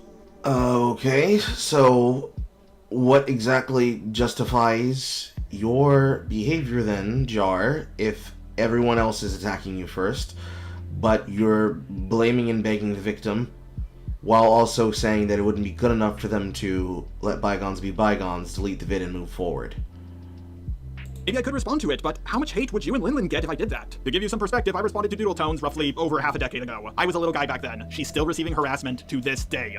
Why even mention how large you were when you were a smaller content creator to where you're a larger content creator now? That's just you actively choosing to weaponize your audience. A bit humiliating. I imagine this is their thing right there. No, I caught that. I was waiting for him to finish, but nobody ever finds a fucking period on time. Before continuing forward, whoever is responsible for throwing the first fucking punch is irrelevant at this point. It's clear to me that Jar's behavior is frequently always Scorpion and Frog, tongue-in-cheek. You scratch my back, I'll scratch yours, but if you backstab me, I'll ram my fucking stinger in your spine. Every time that he's ever involved with a person. If he's not getting his feet greased, figuratively, sexually, or literally, he is always antagonizing someone. This is the most common trait thread every single time I see Jar inside of drama and inside of content. He is always pointing his finger at somebody else. And she didn't say every single person who buys a Harry Potter game is a transphobe. I want to make that clear. He's unbelievably lazy and hides behind his autism like a shield. In this situation, he's using the come on strategy, where, yeah, I think these things, and I did this, and this, and I still don't think it's acceptable to call people bigots over that. So he's pretty much trying to put himself over the art community. And by putting himself over the art community and being as though, well, I've only done this, and you guys think this about people who buy a video game, that he hopes that the unreasonability and the projection of how he presents that unreasonability will help him stay from being caught by criticism. What are the issues you guys have with me? I did an accent. I don't think buying a video game makes you a bigot. And this is why I called out his staccato voice. There's no sincerity when he's saying, and where he tries to list it out like a series of accusations, like it's a bill of receipts. He clearly didn't get it then, and still doesn't get it now, and was only having to save face as other people started getting on top of him about it. I caught all of these things. I was just going to wait until he was fucking done with the segment. I changed a thumbnail that you guys asked me to, because somehow that thumbnail would have given him a chance to make a comeback even though he no longer had a platform. And I made EDP jokes about a guy who had the nudes of a 13-year-old on his desk drive. But I guess you do care a lot about this situation. Question, where's your video on him? Mal, I understand you're new to being a public figure. Everything you say and do, well, it will be brought up. That's actually extremely scumbag fuck. That's extremely scumbag fuck. Let's play that back again. Do care a lot about this situation. Question, where's your video on him? Mal, I understand you're new to being a public figure. Everything you say and do, well, it will be brought up. You're not a small person anymore. What you say has consequences. As much as you guys try to gaslight me saying, Jar, you know you're actually the one in the wrong here. No, I don't. I've been in plenty of dramas before, all of which I've won, and I've heard the same lines over and over and over again. Okay, I won't talk about you. That's extremely scumfuck behavior. I'm the bigger content creator. I know more about this than you. I've been in all these situations, and I've won this. You're not made out for this, little bro. Who are you talking to, little bro? Gulag, immediately. Gulag, immediately. You can't talk like that and then also hide behind autism. If you won't talk about me. Deal? Mally responds, oh my god, are you actually trying to intimidate me? Are you serious? Bro, fine. You want your fucking VC? Let's VC. I'm sending this to Lyo for now. If you want him there to mediate to you or something, I don't mind. But I don't want Lyo talking in your defense during a call. I can't unpack every level of fucking stupid everything you just sent to me was. But trust and believe I'm furious and exhausted with you. My fucking god, I told Leonora what I said, or what I sent, you would twist it into a threat. I fucking called it. Holy fucking shit. Like, all it boils down to is, leave me alone, and I'll leave you alone. Ta-da! Fucking... Jesus Christ. Another day in the art, CC. Jar, you're the... I'm out. Playing victim after he does that. Goodbye, Buster. Just playing fucking victim immediately.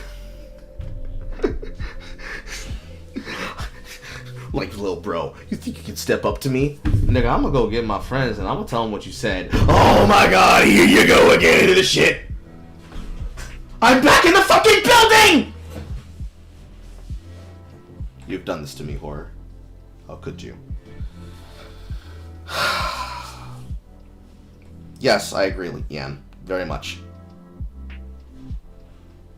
Only fucking person talking about someone here. I haven't said jack and or shit about you publicly. You're the one that can't keep your mouth shut about me. Saying I don't like you because you were mean to Spoctor, to randos in Senate? Fuck off with your victim party. You want your VC? You can have it. And after that, I don't want to see or hear a peep from you. Jar, say something? Hello, hello. Alright, good, that's better. And now we're just waiting on the old man. The old man is not coming, it is just me. Oh, okay, that's alright. Hold on, I didn't see any of the convos. He all good? Some stuff happened. Yeah, he had a family issue and he needs to be there for his wife tonight, so you're stuck with me. That's absolutely fine. Yeah, no, it's better to take care of his real life stuff. In that, I told Lyle. I'm out. He couldn't even make it because he was dealing with his shit. You're gonna hate his roommate. It's gonna make your people look bad. He's black. But I have more than one people. Everyone who is involved in this are I consider to be bad, and it'd be great if everybody could also be able to move forward from this without having to deal with the people who keep us here in the pain. Last night what my plan for the call was, so now I will just have to reiterate it to you guys. Is that all good if I just get started? Sure, and I'll go through my list. Alright, well then, first we'll just, it's not so much a list, but more the layout of how the call will go. So I wanted to have some structure with this, so here's how it's going to go from my end. I'm going to ask 2 questions to establish a baseline of the conversation, just so we're all on the same page. Then we're going to go over the voice note that you sent to me, seeing as it was, edited and pretty clearly scripted, so I'm assuming that it has a summary of your grievances in there that we can go over. And it wasn't scripted, but everything else. Yeah, I didn't want to send you a voice message. I wanted Leo Convoy to listen to it first. Right. Okay. Noted. So what I'll do is I'll play sections of the voice note. I'll say sort of my reaction response to it, and then you can follow up with any extra thoughts after that. Then after we've gone through the whole voice note, sort of open floor, you can go through whatever list you have. I had a note here about Lio and Hayden mostly just being here to fact check, interject with relevant questions or remarks, make sure we don't go on too long or get too out of pocket. I also noted that... All right? Yeah, all right, good. Just wanted to stay on point with that. Is there anything you want to add before we go into that, Jar? Yes, so that's somewhat of what I was going to say. It's just the one thing I need to bring up because I don't want to have a repeat of the Linlin call. 1 question at a time, 2 at most. Just, I don't want to deal with another Gish Galloping situation where I get 15 questions and then I go through the list and then everybody's lost. So, that was painful dealing with that last time. So, 1 question at a time, no Gish Galloping here. Okay, well... I'm out. Well, you see, Jar, the problem when you have multiple grievances with multiple people is that multiple people will want to speak on multiple grievances. Sometimes, maybe even at the same time with extra involvement. And you kind of can't control that, unfortunately. Well, I have 3 questions. I have 3 questions to start with, and then we're just going to go through your voice note to me. So it's less questions and more just addressing things that you brought up. But Hayden will keep us on track, I'm sure. Yep. Okay, good. So we get started. All right, question 1. I think the problem is a lot more than Jar not having had his ass whooped. I think it's to do with someone who's been very comfortable with hiding behind something as a shield and never actually having to deal with true consequences, because most people would rather just simply wash their hands of him, as they claimed just now, or just simply never being called on it, and given the same treatment that he's giving to them. Bullying. 1. What do you think my issue is here? Just baseline, why do you think I'm pissed? Could be a lot of reasons. Could be my Spoctor video, could be build up of something. It could be you just don't like me. Alright, let me ask the question again. Why do you think I'm pissed now? Why do you think this call is happening? You probably took the voice message wrong. Or you're just frustrated. She probably took the voice message wrong, guys.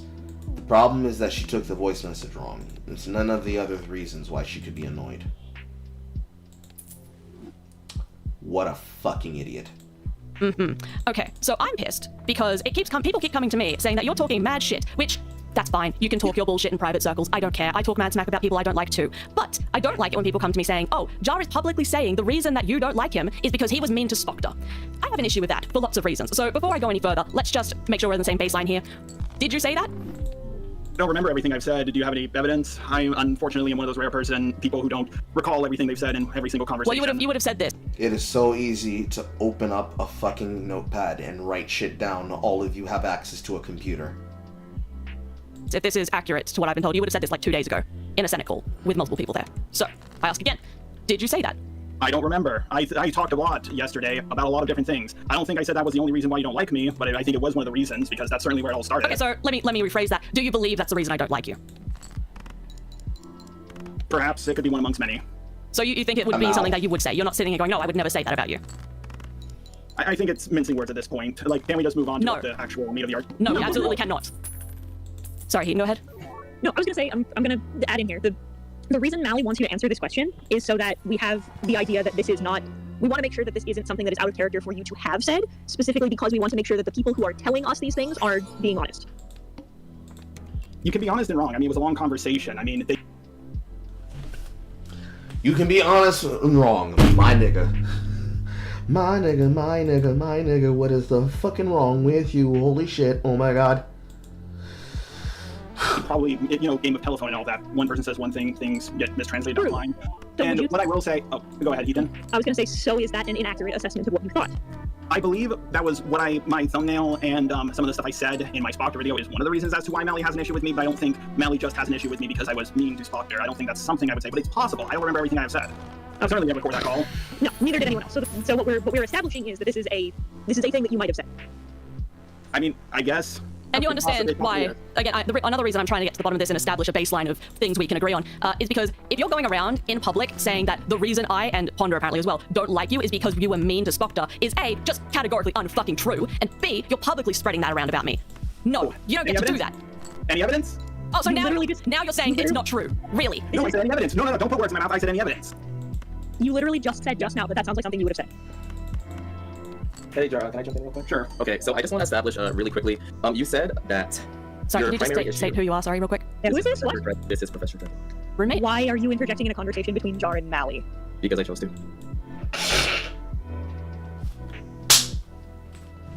Enter the friend. I wanted to be involved in the drama, so I shall now be involved in the drama. I am making myself the problem. And he's my roommate. Yeah, my roommates next door too. They don't. That's not what we're. That's yeah. This is a little bit Feel free to inappropriate. bring them in because that's what I'm doing. No, that's not. The whole point is that that's not appropriate. This is between. We discussed beforehand.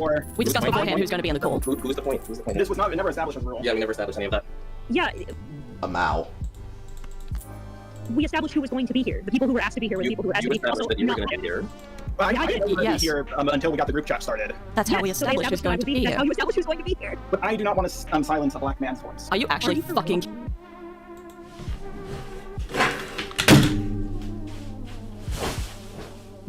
Are you fucking kidding me?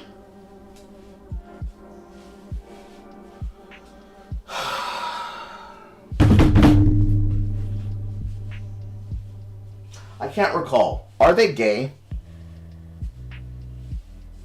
It's not relevant for what I'm going to say next. I just can't remember if Jar is gay. Or bisexual.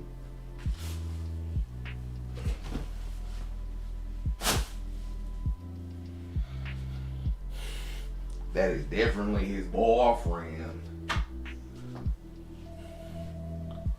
Not openly. In speculation. Allegedly. Allegedly. Jar is a whole ass bitch for what he just did. Allegedly.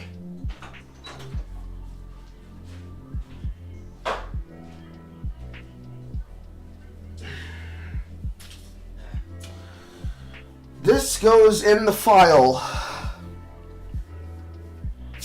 of examples where Jar flexes disconnected personality issues. I am invoking Carl's law of caring too much or caring too little. If you act as though you are above all the drama, yet keep finding yourself in drama, my nigga, you are the problem. And why is your roommate interjecting themselves into something because you decided, oh, well, I'm just not gonna heed the rules of how people interact? I can understand the idea of why. However, if you're going to go through all this fucking effort, do all that shit that you sent to her, and then you're gonna do all this bullshit too, you kinda have to play ball. Otherwise, be an asshole and be done with it. That is beyond annoying what just happened. And all that transpires because you aren't taking this shit seriously to begin with anyways. Because you're still acting like you're above and aloof from them.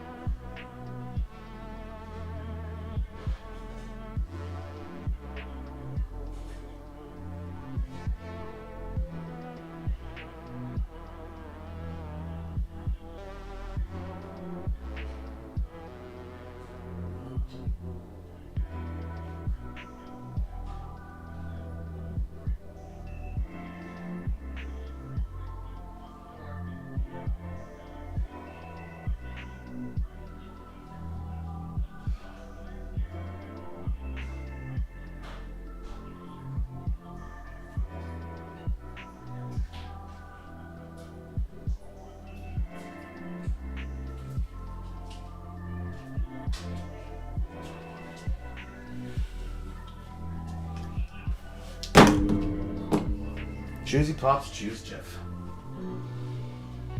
Okay. The boyfriend interjects because he wants to be in the drama. Kidding me? You know what? Okay, fine. Go ahead. Sorry, Dreadlock, was it? Go ahead. Yeah, so I appreciate that, Jar, but okay, here's my issue with this whole situation. It sounds like you're looking for a direct yes or no answer to one of like 1,000 things that Jar may or may not have said in a Senate call, and the alternative to that, which you followed up directly after with, was, so are you saying that they're honest or not? When, it's very clear that there's many alternatives to that. He could have said something that vaguely implied that someone took something he said in an incorrect way. He could have... That's why we asked him if that was a correct assessment and it was something he would have said. He said yes. Right. That is something he would have said. It does seem like it would be one of the issues. But but you also asked if they were being. You've also followed that up with whether or not Jar thinks that these people are being honest or not, as if to establish there's some discord between Jar's statements and other people in Senate for not having a permanent one-to-one communication. That's not what I said at all. I said I wanted to make sure that the person who came to Mally was giving us correct information. I wanted to see if this was something that had been misconstrued. It was why I asked Jar to clarify. Is this something you would have said? Is this something you believe? You asked him if those people were being honest or not. I super didn't. Well, this is recorded. Yeah, so I guess we'll go back. We can go back and listen later. But the point is, I don't remember exactly what I said in that call, but if it got misconstrued that way, if I misspoke or they misunderstood me, no, I do not believe. Ponder. Why does Jar hang out with Lil Nas X? Because the economy sucks. Or I guess he likes to have his dark meat on tap. Or Mal, because Ponder didn't like me long before the Spoctor shit even happened. So like that can't be it. And I don't think, they don't like me because I was mean to Spoctor. It doesn't sound like something I would say, but it's You let slip what your opinion about this was, Jar, just now. Construed that way if I misspoke or they misunderstood me, no, I do not believe Ponder or Mal, because Ponder didn't like me long before the Spoctor shit even happened. You're going into a situation assuming that you're going to be put on trial, and you are. That you're also going in with preconceived notions of what you think the problems are. Because you don't actually want to fucking understand and talk to these people. So like that can't be it. And I don't think, they don't like me because I was mean to Spoctor. It doesn't sound like something I would say, but it's possible I did say it. I don't remember everything I said. That's all I'm saying. Okay. All right. Good. Then we can move on from this question. Correct? That's all we wanted. Okay. Good. Okay. I will ask. Dreadlock, could you not interject again, please? We didn't account for another person in this. Okay. Why not? Mal. Why not? Why can't I stick up and fight for my man? Because my man is really my man. Why can't I fight for my man? Because we didn't ask it's cold to be here. I don't care if you asked me to be here or not. I don't care if you ask me to be here or not.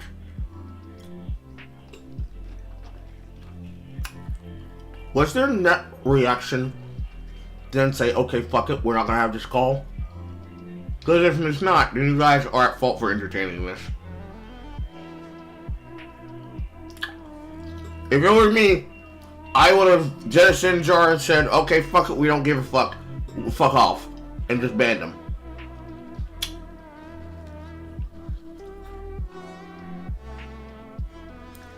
Open season. Just for that. This is my friend. This is someone I've known for a long time. And these issues are bothering him. So if you have a problem with me, having an interjection, then I would ask why. Nigga, you were not his friend. His friend would recognize what the fuck is going on here and act accordingly. You cannot protect him from retarded behavior because, well, that's my man and I'm gonna really get in and go out for my man. That is dumb. That is dumb and you should be embarrassed for saying it. I specifically me, because I don't think this would necessarily be the case if it were someone else. What? Yes, it would. Why? If, for example, off the top of my head, if in the middle of this call, Mally added Sunny to this group chat and asked Sunny to give their input on this as well, I would also ask Sunny not to be here and would kick them from this group chat. Well, I don't know who this Sunny person is, but what I do know... It doesn't matter who they are. It's an example. My point, it doesn't matter who they are. My point is, it doesn't matter who they are. No, I don't think it does. Sunny is just some artist. She has a really, she's Welsh, she's got, you've met the particular personhood of this Sunny character isn't important. What is important is the relationships we have with the people in these calls. And so far what I'm seeing is the claim from Mally that she wanted someone in the call who was a true neutral. I think that's bullshit. Like, I don't think that there's a true neutral in this call. There was the opportunity for that, but Lio is no longer here. So, as far as I'm concerned... Lio Convoy in this situation, I don't think could have been a true neutral individual to judge on this from what we already know about Lio Convoy and how he chooses to carry himself in multiple situations. Be that as it may, I think it was less a factor of them wanting to struggle session him with impunity and more the fact that he is allowing this to happen gives credence to the fact that he was not going to be serious about this whatsoever. He can't be banned. He's physically in the room with Jar. No, I mean, I would have just banned Jar outright and just disassociated entirely, since he can't control him and doesn't want to control him. That I would just say, fuck it, we don't care at this point. We're going to do what we're going to do.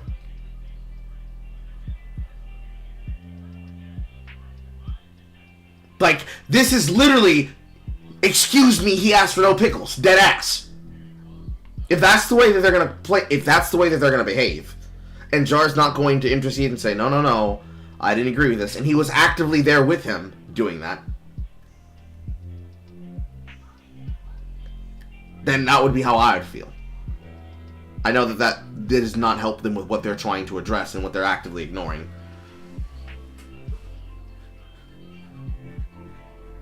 I feel like a lot of it would be saved if they just simply pull the fucking ripcord. Still, we continue. My presence here is simply balancing things out. So, you don't... So, okay. Do you know who I am? Vaguely. I know some things about you. I'm not going to list them all here right now, if that's what you're asking. No, what I'm asking is, why do you think I can't be a true neutral, unbiased source here? Well, so far it's been my experience with you. It seems very clear that you're more empathetic towards your friend's point of view and your friend's position. If you want like an explicit breakdown of every reason why, I could give that, but I don't really see that. Considering that we've asked a single question. Yeah, honestly, we're spending so much time being unable to even get through the baseline questions. You're kind of just dragging this out. Can we please just continue? I'm dragging out? Yes, can we please continue? Tell you what, how about we continue? Dread, I'll try to handle this myself best I can. I understand Leo Convoy hasn't had an issue with you coming in on the Lin stuff or the oranges stuff or whatever, but you can come in every now and then, but let me mainly handle this, please. Let's agree that Peyton and, Dreadlock, how about you two just take a step back, considering Jar and I are both full-ass adults? Yeah, I want... Sounds good. Yeah. Alright, wonderful. Moving on. So... I don't want to be here for 3 hours, like I was with Lin. Okay, so we kind of veered through the questions that I wanted a little bit at once, which is kind of annoying, because Richard's going to ask you what you thought my issue was, why do you think that I dislike you, and then if what I was told was accurate, and if you did or did not say that. We kind of covered all of those messily, so if you like, we can just move on to the voice note. Sure, let's do that. Okay, cool. I will pull it up and share so we can all hear it. One moment. I can tell you're stressed. All right, just let me know if you guys... Oh, okay, never mind. Just let me know. Let me know if you can hear it when it plays. Okay, hit the play button. I can tell you're stressed about the situation. Yes, I can hear it. Okay, good. I will just restart this clip. Hayton, you can hear as well? Yes. Okay, perfect. I can tell you're stressed about the situation, and I am too. I've been dealing with ArcCC bullshit on and off for almost 10 years now. All right, so my first response to that is, what is the situation exactly? What are you referring to? So ArcCC, as in like the umbrella term, people who use avatars, people in the art community, and commentators. Like I've been dealing with, years ago, I've been dealing with Heather and her group, Junkie, Stories. All right, let me just cut you off right there, because you're answering a question I didn't ask. I asked you, what is this situation?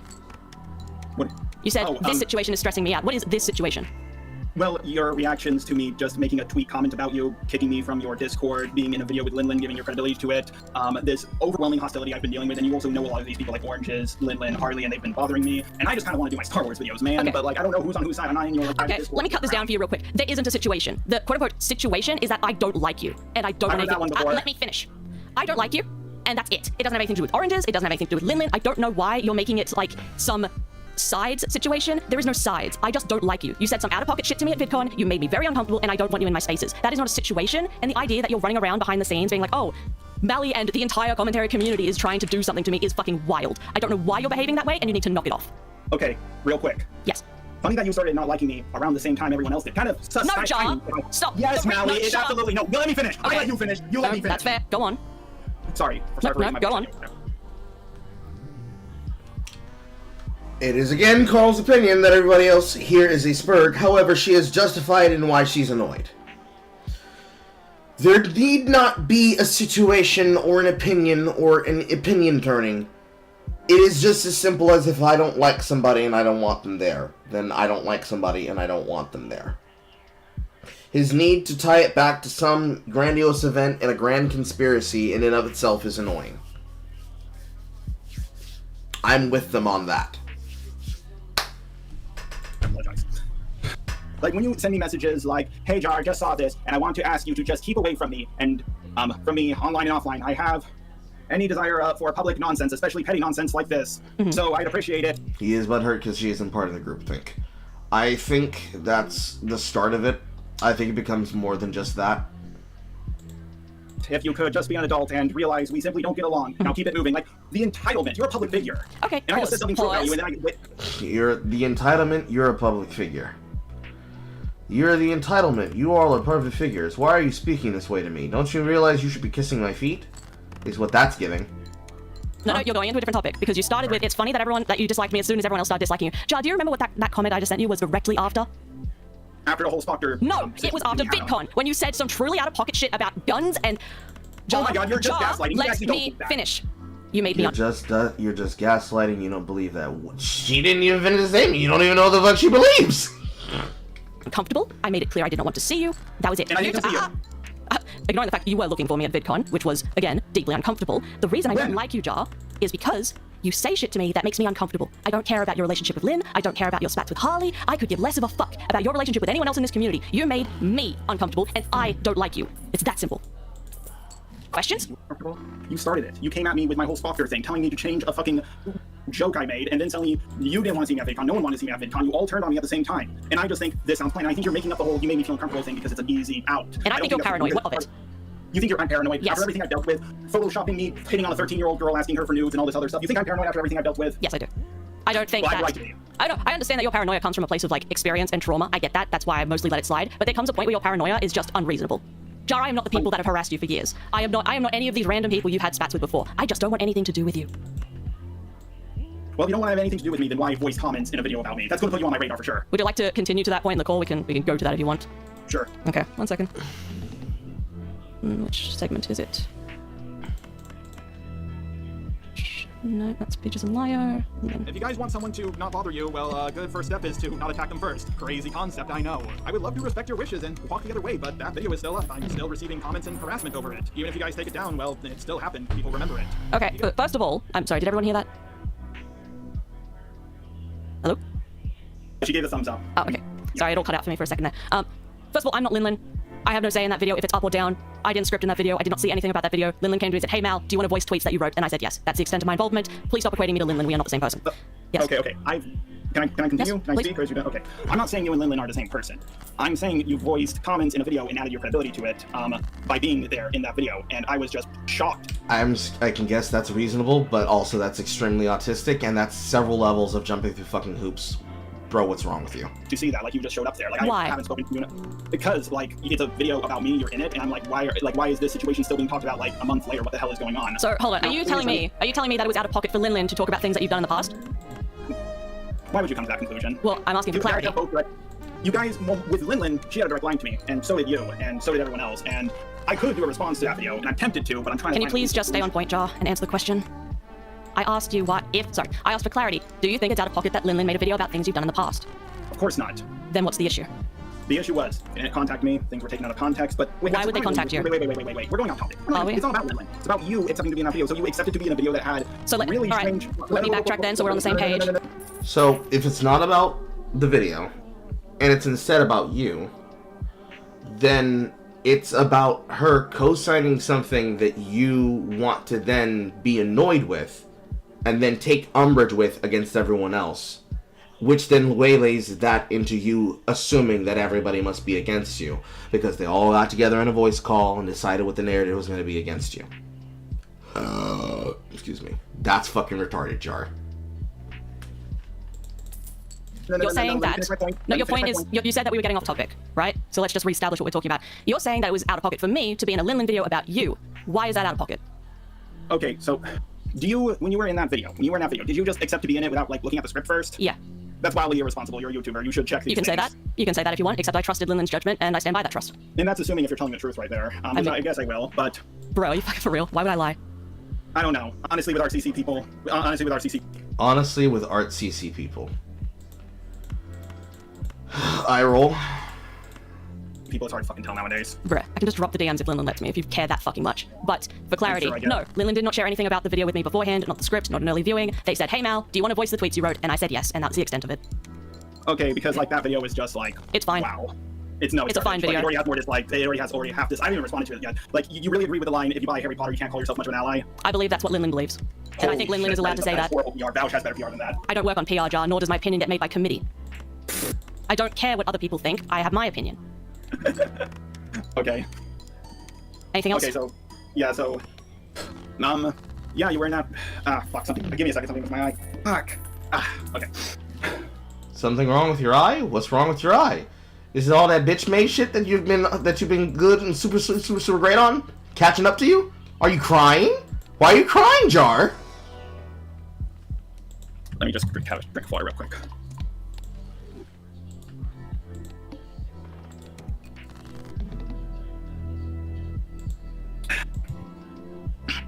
I don't know everything going behind the scenes. I'm not talking mad shit about, well, I'm talking a little bit about you, but all I said was the truth so far. Like, the only thing... All I'm talking about is the truth. It is my opinion that it is the truth that I have been antagonized by you in secret, and that it's a grand conspiracy to get all of you to be against me at the same time. Because all of you people in this art community are the all exact same.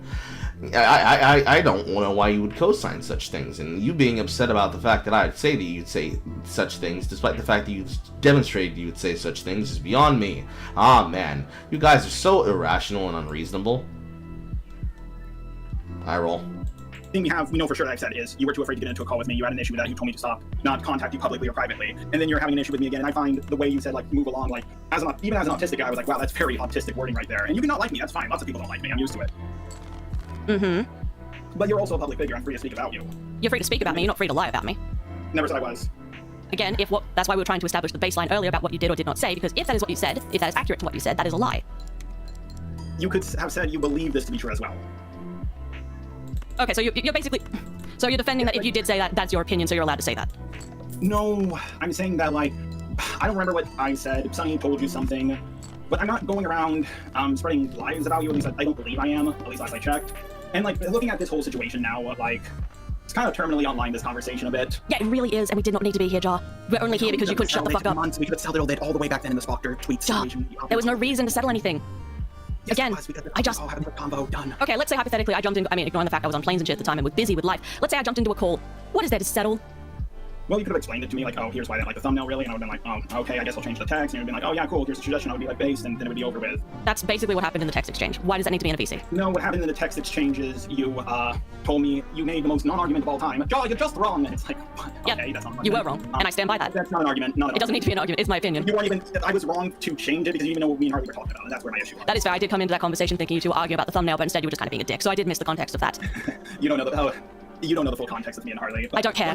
I really don't care, Jar. Again, I don't need... If you're commenting on things, you should care about them. No, I don't need to care about your relationship behind the scenes with anyone else. It's not my business. I don't give a shit. You can be best friends or enemies with whoever the fuck you want. It's none of my business. Shocking concept, I know. Well, if it's none of your business, then you made it your business when you left that comment. How? Because you were... You were on my thread. You were in my Twitter section. You were under my thumbnail. You came in. I didn't come to your thread. You came to mine. But it was responding to my thread. My response to you. It was, the thread. We were all there. And that does not make it my business what your relationship with Harley is. Do you understand that? God, I wish Leo Convoy was here. Would have been... Amal, why do you need Leo Convoy to be here? You need men in the room with all these women? Is this such a hard concept you really don't understand? That you could also have just not been so permanently online? Eaton, can you step in a little bit? Because, like... Step in what? Like, I'm not here to... She's... Okay. If I'm out of pocket, Hayden, let me know. No, what she's trying to ask you is... She admitted just now, and I agree, that she should have paid closer attention to what the conversation between you and Harley was about. She admitted and took the L on that. She said that she didn't pay attention and that was wrong. Okay. What she is asking you is, what would getting in a VC about the thumbnail issue solve if it was going to be the exact same conversation, just with your voices instead of in text? Because I understand things through voice more because I'm dyslexic. It would have been quick and easy, and I can't tell tone through text. I don't think most people can, and I did not know how hostile things were. And since things have escalated, what I don't know things? where things are going. What are Okay, things? hang on. Sorry, you're right, go on. Yeah, hang on. Also, I am autistic. And I'm dyslexic. I can read tone through text. You made a comment earlier about Mally being entitled. You are not entitled to have everyone who doesn't like you hop in a voice call. Mally, if you post... Hang on. Yeah, you did. Because your whole argument... No, I'm so happy I'm recording this. Yeah. Let me finish. I'm so happy that I'm fucking recording this. They're not being combative with you. You're literally spiraling off and then acting like they're being fucking malicious and evil, when you are just dodging as hard as you possibly can. Okay? Whatever. Noted. Let me finish my thought. Your comment is, she shouldn't have messaged you on Twitter because you misread it. Yes? then why should then why is it not okay for her to message you on Twitter, and why should she have gotten into your VC for it then? Okay, I think you're misunderstanding. I am. If I am on it, that's why I asked. It's two different conversations. Her saying, Jar, you're just wrong is misunderstanding. Her first tweet, she left a tweet. I replied with, hey, would you like to hop in the VC so we can talk this out, explain it to me better? And then that's when the argument with Harley started, and then she said, no, Jar, you're just wrong. At no point did I ever say she's entitled to join. No, in this call. In this call, you said I was entitled. You just said she was like a few minutes ago. Oh, well, yes, she is, for not Wonderful. being a public figure, not wanting to be talked about. Can I interject on that point real quick? Because it also does kind of needle at my brain a bit. You keep going on about I'm a public figure, therefore I, have to be held accountable for things that I do and say in public. Is that not just what Linlin did to you? Yeah, I guess you could say, but it was still a garbage way that she did it, and I could easily respond to it. In fact, I'm moving more and more towards that. Like, why am I even bothering talking things out in private? I've tried this route before. Well, first of all, again, I'm not Linlin. Sorry, I just need to say that real quick. Like, if you're going to start going like, oh, I'm going to do something to Linlin, that's not a conversation you have with me. What? I'm not Linlin. What? If you have issue with Linlin's videos or something like that, you take that up with Linlin, not me. Yeah, if you're bringing up Linlin's video, like, oh, it's perfect, it's fine, it's good, I'm glad I was in it, well, then fine, I'll make a video and show you how wrong you are and, like, why it's a garbage video. But, like, yes, Linlin's allowed to talk about me. Anyone's allowed to talk about me. I'm just trying to do what I can. They're clearly not allowed to talk about you, because when they talk about you, you're demanding that people need to go into voice chats so they can hear you talk to them declaratively. And then you fall to pieces because you can't stay on topic, because I have to put this on tape so that I can do that. No, you wanted them to get the confirmation on tape. I'm on her belief with this. I'm definitely with horror on this. You wanted to get some type of discussion and or kerfuffle and or argument on tape so that you could put that out there, so that when people started aggressing you, you could say, look, see, I'm based. Me, I'm not the one that's cringing, they're cringing. That's really soy, dude. That's really fucking soy. It is so irritating and frustrating. And to settle this privately behind the scenes so my crazy rabid fan base doesn't constantly harass them. I don't want to have a repeat of the Doodle Tone situation. Okay. Sure, good. Okay, so I feel like what I'm hearing and seeing is a lot of frustration from both ends, but and he comes right I the think fuck back in. Like, we kind of recenter things back to this original like Linlin video. We're all public figures here. I'm sorry, Dre, can I just again, I need to reiterate, I am not Linlin. I had no play in what that video was. All I did was voice my tweets in it. If you voiced your tweets in it, then you had a play in the video. Okay, no, that's fair. Amal. It appears that Jar's tactic here was to hope that the indirect threat of exposure was supposed to make people blink. And it seems to me, whether or not it was just communicated beforehand, I think it might have been between him and his roommate, alleged boyfriend, that they were going to filibuster until they could get a cruel reaction, in which case they were gonna play off that reaction to get what they wanted. And when Molly remained firm on the fact that I'm not them, or excuse me, her, not Molly, that when she stays stable on the fact that she is not the one who made the video, all they did was voice tweets. My nigga, all I did was read the fucking tweets. That the fact he's harping on that it's not just about the tweets, it's about the representation that comes with the tweets. There is a world where Jar could be correct, but it is not this one, because my nigga, you still have to deal with the fact that you're trying to threaten them with doom and ominous exposure at a later date, because you intend to maliciously use this call and other information in your reach to slander them and smear them. So it's not even about the fucking video. It's about you trying to flex the threat that you want over them again and again and again and again, and re-traumatizing yourself again and again and again and again when they don't give you the outcome that you're asking for or that you want out of them. Whether it be the one where they do what you want, or it be the one where you get what you want by force at a later date. Saying that I was in the video. Yeah, either one of these makes you gay. Because it is either you're so fucking obtuse that you don't know how to have a conversation directly through text, and you don't know how to fucking deal with your fucking problems and manage your emotions. That much is clear. Or you are such a conniving fucking loser that you want to orchestrate situations that then allow you to take control of them. And if they don't give you control, you do the equivalent of setting somebody up with a fucking sting hit and hoping that you could be able to smear them as a part of your coverage. I can't personally decide which one I think is worse, because the amount of times which I've covered this, specifically Jar himself and then others like him, every single time somebody tries a gambit like this, it is so impressive that it goes poorly for them, and they're shocked that it went poorly for them. Like, honestly, it's flabbergasting. I didn't have any say in like the script of the video. I didn't know what Lyndon was going to say. I don't have any power over it posting it. Like, oh, sorry, continue. I didn't mean to. Please continue. No, it's mostly I'm just saying, like, when Jar starts talking about like the contents of the video, there's no point talking about that with me because I have no hand in that. Like, I can't do anything about that. Okay, are you done? Yeah, go ahead. Okay, so here's why there is a point in talking about it. A very salient point that is extremely pertinent to this entire conversation. You are a public figure, and you have a set number of followers. You have people who are looking to you, listening to what you have to say, etc., etc. What are they? We're not doing you're a public figure and your content informs your audience to eat shit. Not only because if we're going to play that game, you definitely do not want to play that angle, because what you're currently doing is threatening to do that with your audience. You're a public figure. You need to think about what you're saying. Okay, Jar, you're a giant public figure and you're a bigger content creator.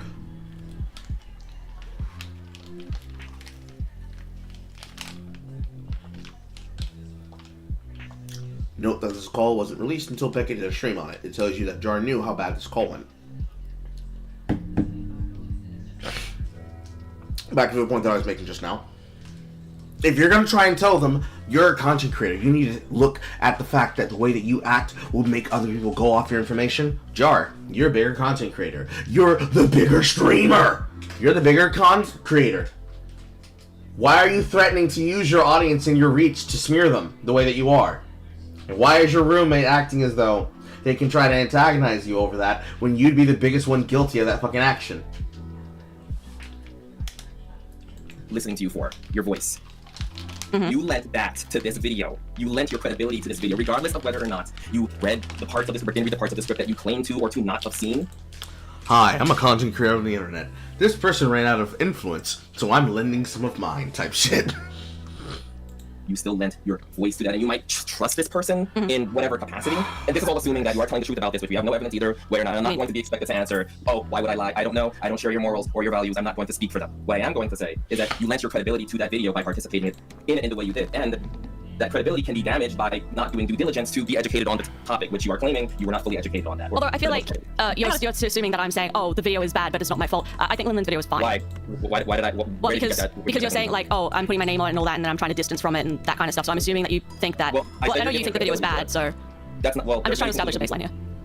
Well, okay. Well, I disagree with the way that baseline is going. There's some truth to that. I do feel that it probably would be in your benefit to distance yourself from some of the things that were said in that video, especially given everything that's been happening with the community. I will elaborate on that further, but I'm just trying to establish, before we talk about any foregone conclusions, that you did lend your credence to that video, whether or not you supposedly read the entire script or did not read the entire script. That's what I am trying to establish now. Okay, no, I can go behind that. I mean, I would say it's still one of those things that like I kind of shrug at. I mean, Jar's done the same thing, so it's kind of common in the community to do that, based on if you trust the creator or not, and I do trust Lyndon's judgment. I guess my follow-up to that would be, are you also pissed at Susie?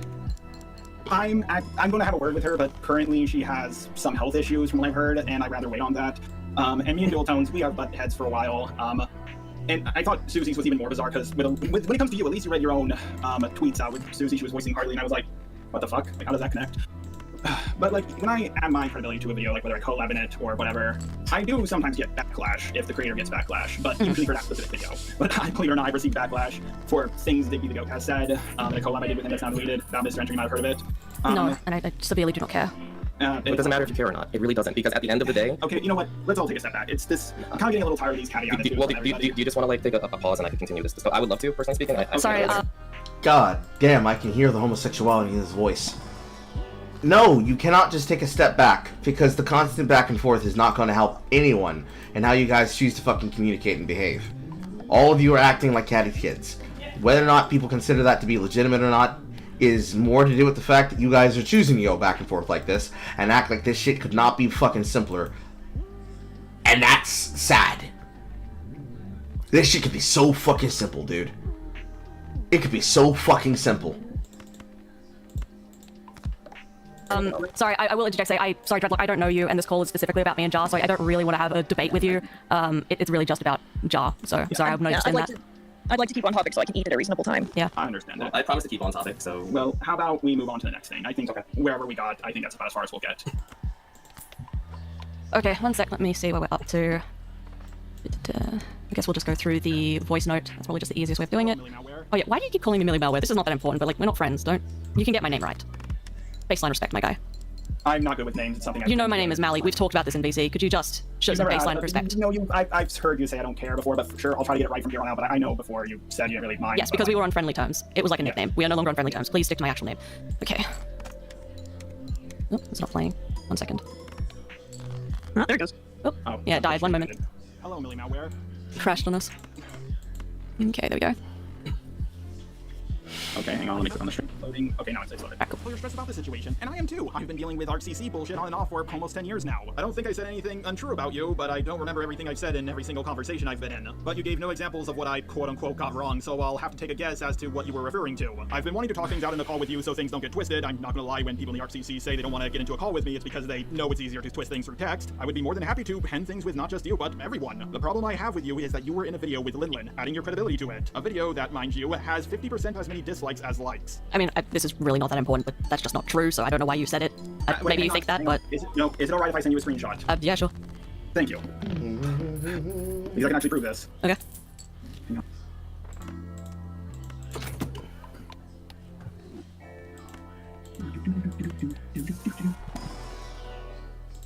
Oops, nope, I don't want to save this, I just want to copy it.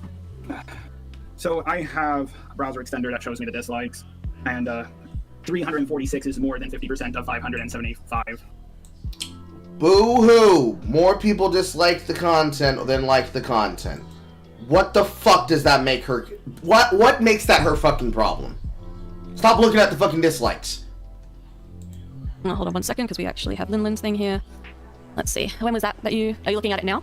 Just now. Yeah, that's the most recent one I got. Alright, 1 moment.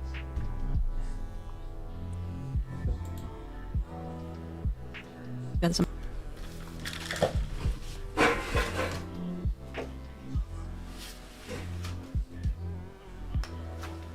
Okay. Heard a noise. My photos still through, it's so annoying.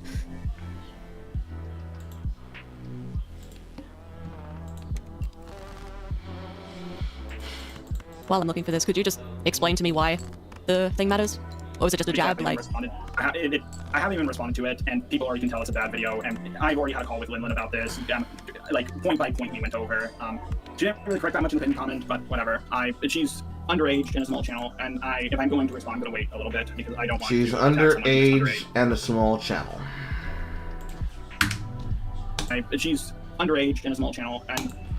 She's underage in a small channel, so I don't want to blast her like this. But you, I'm going to record a call with you and everybody else here so that I can blast you specifically. Muahahahahahahahaha. My evil plan is unfurling. Muahahahahahahaha. What a bitch. If I'm going to respond, I'm going to wait a little bit, because I don't want to attack someone who's underage, and who knows, maybe she'll come around to it, thinking it's bad, but, like, I want to handle this as peacefully and as privately behind the scenes as I can, because I've dealt with so much public drama, and I'm trying a new strategy this time around. Okay, so... The new strategy of making more problems for yourself and everyone else? Damn, what crazy strategy. So, just to circle back to the original question, why you brought it up. So, I should, again, as I've said, my opinion isn't based on committee, so I don't particularly care what the dislike to like ratio is. Just letting you know, because that's, again, that's just our value is different. Okay, my point is, me have more subs, more people agree with me, right? My point is if I responded, it would be a lot worse. And if it's this bad already without me even saying anything, I can't imagine how bad it would get if I said something. Like, I have Dual Tones has been harassed by my fan base for years. I don't want to put someone through that again. Eventually I might be pushed that point, but I want to avoid that as much as I can. Okay. Mal? I've just asked Linlin if they can send me the like to dislike ratio as it is currently. I'm not going to get up you too much on math about that, but that is not more than half. But I'm bad at math too, so. Okay, I am very good at math, and I said... I'm very good at math, me. This is very important to the basis of the goddamn thread. Yes, I keep noticing the threats.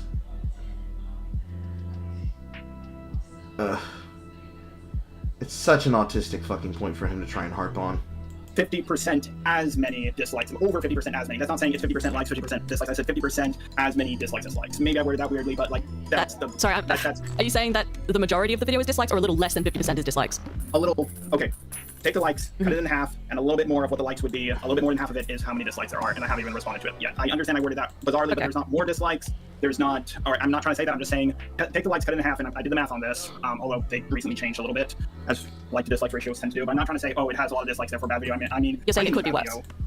If I responded to it, yes. Okay. If it's getting this much hate, and I haven't even responded to it yet. Okay, all right. I'll wait until Linlin gives that screenshot back to me, and we'll continue with the audio. I haven't even responded to that video yet. A video that goes over shit we talked about a month ago. Again, we kind of covered this earlier, but bringing up that this happened a month ago is kind of strange to me. You're a commentator. You bring up things that people have done publicly months to years ago. We had the same conversation with that creepy reading earlier this year. I don't know why you would bring that up. Do you want to explain why you would bring that up? I thought we already went over this in a call already, but we can again if Wait, we say want wait. to. Who do you mean? I mean, me and you. Like I remember this. We did not have a call. Yeah. No. This call now. Like didn't we talk about this earlier?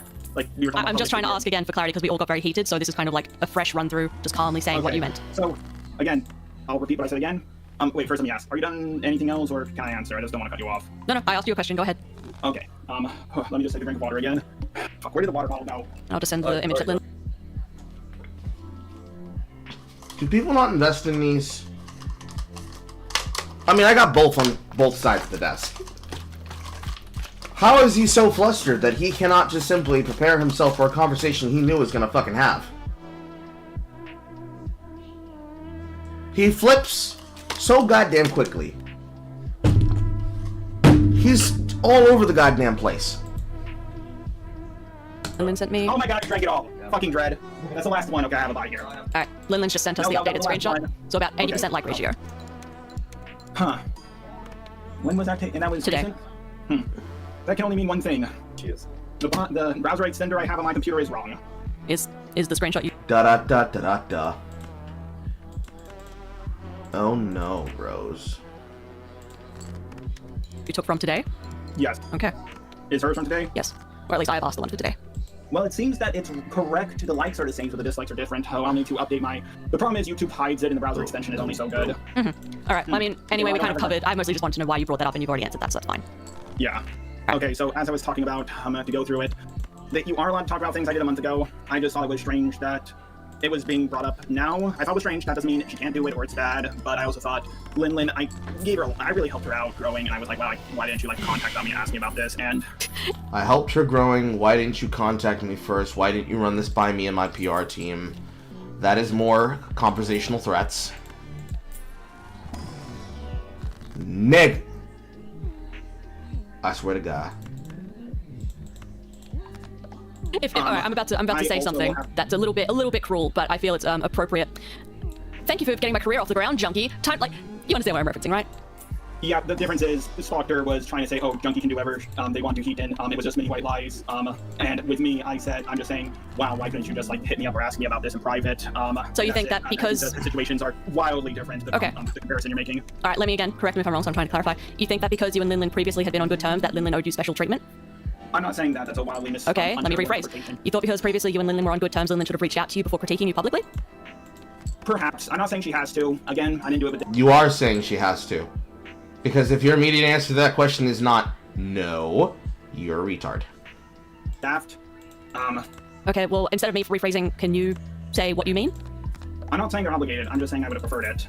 I think you're looking too deeply into this. All I'm saying is stuff we went over already a month ago. That's all I'm saying in this. I think it's being looked into way too deeply here. Okay, again, you're a public figure. If Linlin wants to discuss things that you've done publicly, I assume you as a commentator understand that's within our bounds.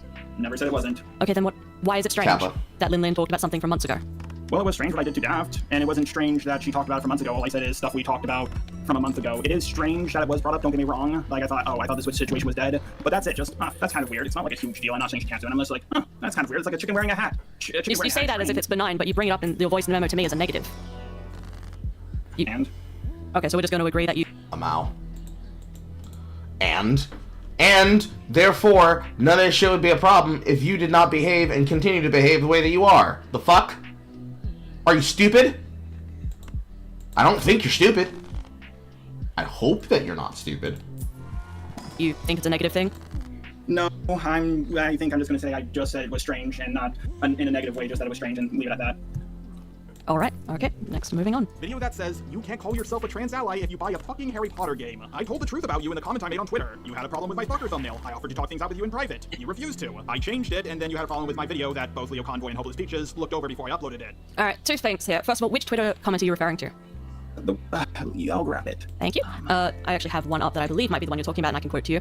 Is it the, oh shit, I hope you're not going to be afraid to get in call with me now? Yep. Okay, wonderful. Where in that comment did you say any of the things that you just said in that voice note? I'll play it again for you.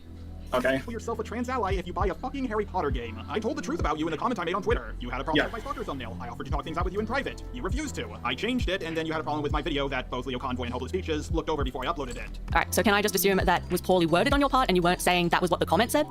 I suppose so. I can understand where the miscommunication can come in. Well, is that what you meant? Or were you saying that was what your comment was telling the truth about? That is what I meant when I also what my comment was telling the truth about. When I was talking about the truth when it came to the Spoctor thing, that was So it was you being an asshole and hoping that it was going to, you know, sail underneath. Scum. The situation that I was referring to in that Twitter comment, and whatever else. Because he's sharing a bottle with him. Ew. Backwash. Ew.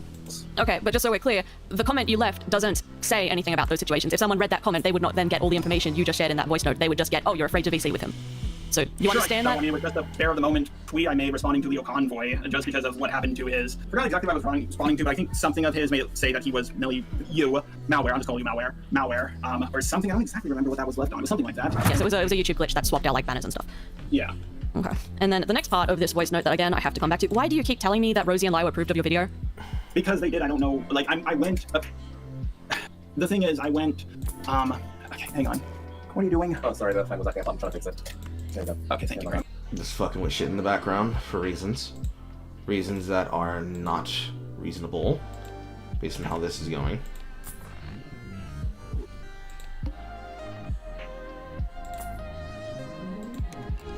Very much. Okay. Okay. When it comes to Leo and Peaches, is that I'm not a predator hunter like they are. They seem to, well, I guess you couldn't call them that either, but maybe you could, depends on who you ask. They seem more experienced with it. I'm saying I went to them to look it over since they had more experience with this than me, and I asked them about the thumbnail if it was okay, and they said yes, so I didn't just like make this and think it was okay to post. I asked both Leo and Peaches. Peaches said, oh, well, you make cupcake jokes all the time, so I was desensitized to it. When it comes to Leo Convoy, he claims he didn't look at the thumbnail when I sent it to him. So that's the only reason why I'm bringing it up, that I went to people to check over it. I didn't just post it willy-nilly. Okay, and that's really good that you go to people to get their feedback. But my question to that, because this tends to be your immediate response whenever I have critiqued anything to do with the thumbnail or the video, is to say that Lio and Peaches approve of it. Why would I care? I thought you were close to those two. I'm friends with them, but we do not share a brain cell. Again, my opinion is not based on committee. I don't care if Lio and Peaches like it. I don't. So why do you keep telling me someone else's opinion? You want to take this one, Dread? Gagged! Fucking gagged! And then immediately hands it off to the bitch, too. So, okay, here's the thing, right? It doesn't matter if your opinion is or isn't based in committee by your own claim or not. You associate with people, you enter into communities. It is completely fair game to question whether or not you are being influenced by these people, or to bring up the possibility that Sorry, you are. Dreadlock, I think you're a little bit confused on what we're talking about. Jar is telling me that Lio and Peaches like something that he made as a means of defending the thing that he made. Why should that matter to me?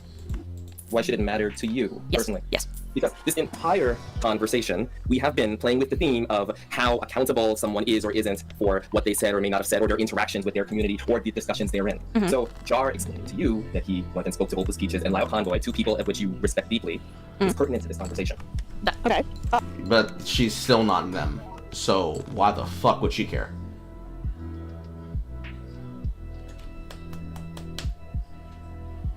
Sorry, go ahead, Hayden.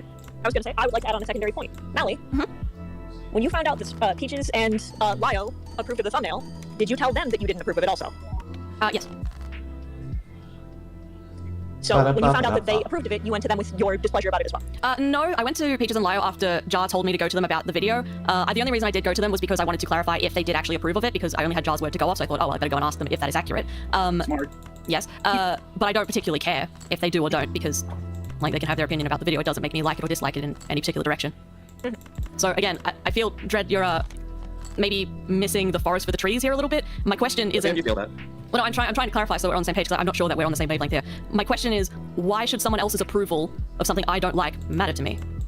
because you're a public figure, and so are those people. And also, the opinion of the public is very pertinent to these topics. If we're talking about, and the charges in the video were, you claim you didn't know about all of them, so well, this is before the video came out. This is just the thumbnail. Then later on, the video came out. Okay, the thumbnail, right? Okay, so the entire issue regarding the thumbnail is how people will supposedly perceive it, and at least the issue that was brought up by others was that people may perceive it supposedly in a way that would be disingenuous to what happened, and also that Spotter could, in some theoretical future, use the thumbnail as a springboard to create a narration around his actions and the events that happened regarding him and the entire Spotter situation.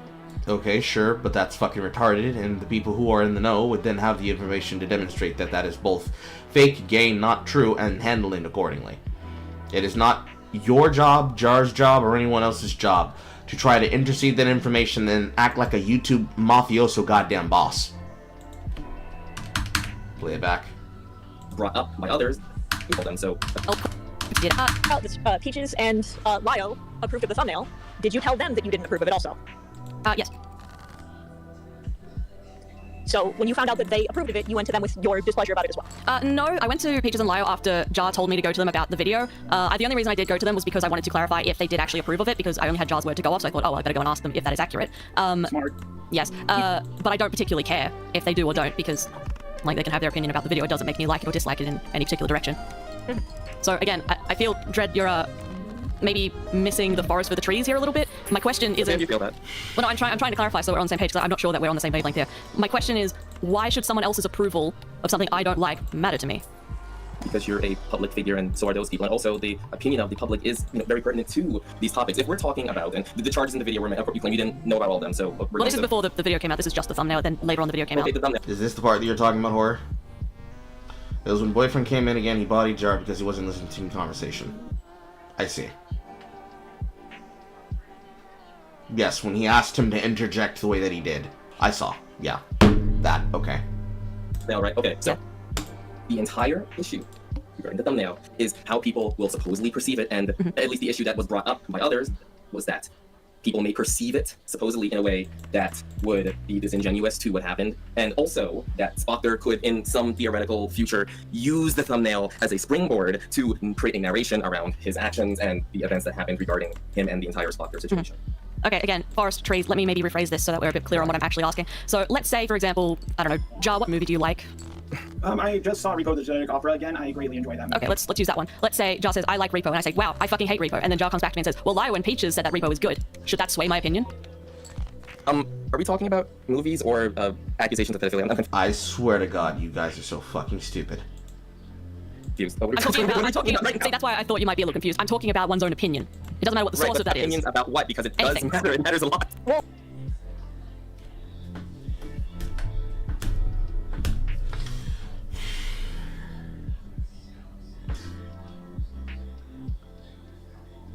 There are two conversations happening at this point at the same time.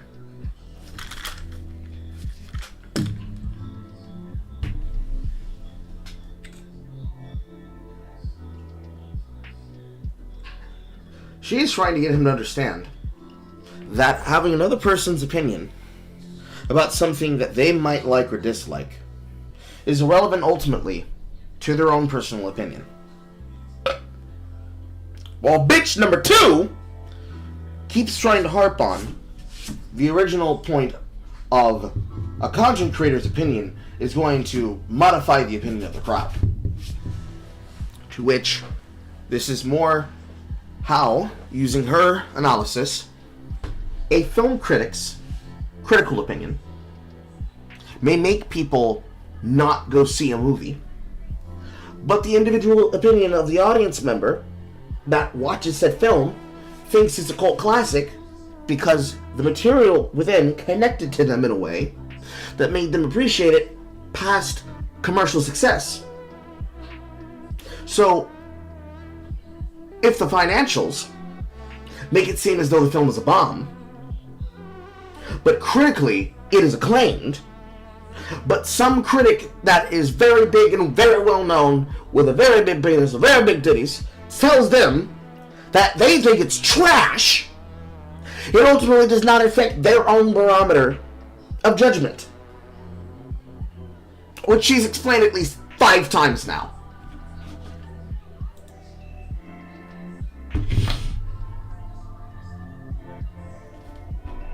the fact that it keeps ping-ponging between two people either willfully or being too autistic to get that difference is probably the basis upon which both of them just need to stop doing what they're doing. Just sit down, shut up, and listen to them, and have an actual normal conversation with them. Because it is grating to hear them go back and forth. Unironically so. Oh, no, it doesn't. Let me explain. I think what Melee Malware is saying is I'm using fallacy ad populum. Am I correct? Okay, so I don't... Nigga, we don't need to use the goddamn words to try to get it. Oh my god, you niggas are cooked! You niggas are cooked. You niggas are cooked. You niggas are so cooked. Oh my god, you niggas are so cooked beyond belief. It is so unreal. The many levels of cooked that you niggas are really on. This might smite my fucking red seal. It did not smite my red seal. We're living. You guys are a level beyond cooked. It is unreal. You are a level beyond fucking cooked, man. My head hurts. These niggas make my head hurt. Speaking the fallacy shorthand, but yes. I know what he means, and yes, that's what she's saying. Okay, well, I'm not... Whether, Leo, it's not just that, like, the majority agree with me or disagree with me. It's just there are two people who did look over the video to check for mistakes, so I believe that if I'm at fault here for anything in the video, they should also be partially at fault. Absolutely not. It's your video. The buck ends with you. Other people can like it, they can approve of it, it's still your video. She was speaking. Yeah, excuse me. Alright, go on. Okay, whew, okay. Yes, leadership, first rule of leadership, everything is your fault. I will take the butt end of it, just like I did in the Toby drama when it came to that whole situation, because I was the main guy who made the video. That's understandable. I'm just saying, I was careful with this, I had them looked over. I'm not, and they should also, I'm not saying, and here's the thing, I think my soccer video is fine. I think the thumbnail is fine, but I decided to be nice and change the thumbnail, and I do regret that decision, because I feel like every time I give people what they want, it give them an inch, ask for a mile. And I think this whole thing is a little silly because it's like, oh, it's a cupcake joke, and we talk about fallacy ad populum, but then we're also saying, oh, but people who see that thumbnail might come to this conclusion, but what if I was just like you and said, I don't give a fuck what the public thinks? I mean, I would respect that more. Okay. Wait, whoa. If you thought I was trying to trick people into believing someone was a pedo, you would have respected that more? Well, first of all, I don't think that's what you were trying to do, just so we're clear on that. I think I would just respect you more if you stood by any of your opinions. True. Big true. And that's the reason why I'm so fucking annoyed with the back and forth. He is so scared to stand next to the shit that he said and just own it. And it's so irritating to watch. It is so irritating to watch.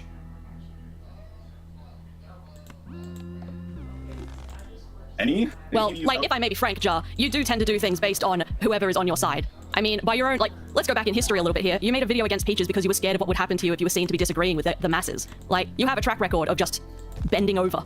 And I don't really respect that. I went up against Izzy, Creepshow Art, Prismate Luke. It took me... Afterwards. Afterwards with Izzy. I don't know what you're referring to with that. I mean, that was the one time. It's not a track record. It's a one example. And to be fair, you got a lot of stuff wrong in your Peaches. I did. You haven't made a follow-up to it. I asked Rosie if she wanted a follow-up. She did not want a follow-up. I respected that. I publicly made note of my mistakes elsewhere.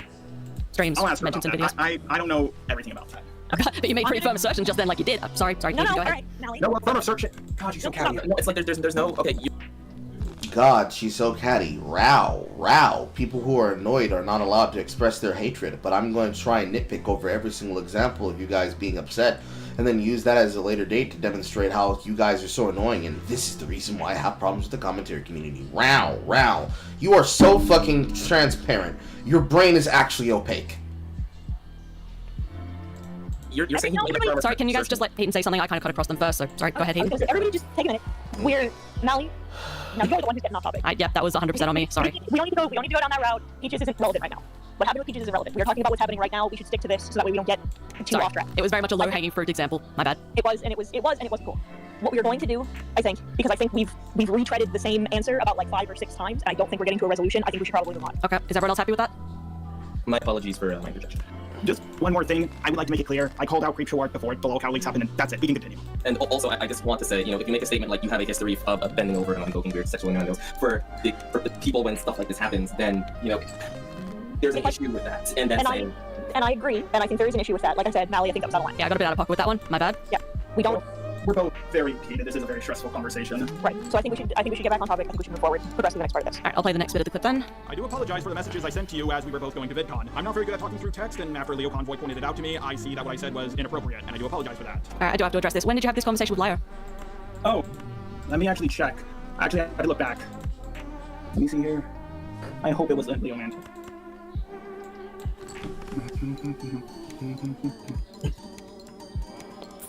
Give me a minute. I'm still scrolling up. Curious. Do. Why do none of y'all have your shit on hand? That's so fucking annoying how you came to a discussion and you don't have your shit already ready. It's almost like you were hoping that you wouldn't have to pull it out. It's such a mess. I understand that in this situation, the ACC are the ones that are having to defend themselves with the allegations, but everybody looks like shit because of this.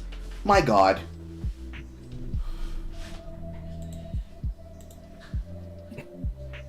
And mind you, we have to get the background so we can be able to go forward. Is it okay if I mute myself for a second to listen to something? Go ahead. Yeah, go ahead. I want to mute my microphone so I can kiss my gay boyfriend. Dead air. Okay, I found it. It was between. What's the? Let me go back here. I believe August is the 8th month, correct? Yes. Yep. August 4th through August 7th. Okay. So you say that you realized it was inappropriate and that now you apologize. Why did you never apologize or come to me about it? That's a good point. It's because you told me you didn't want me contacting you. That happened on the 21st of August. Wait, actually, let me double check. Let me check this.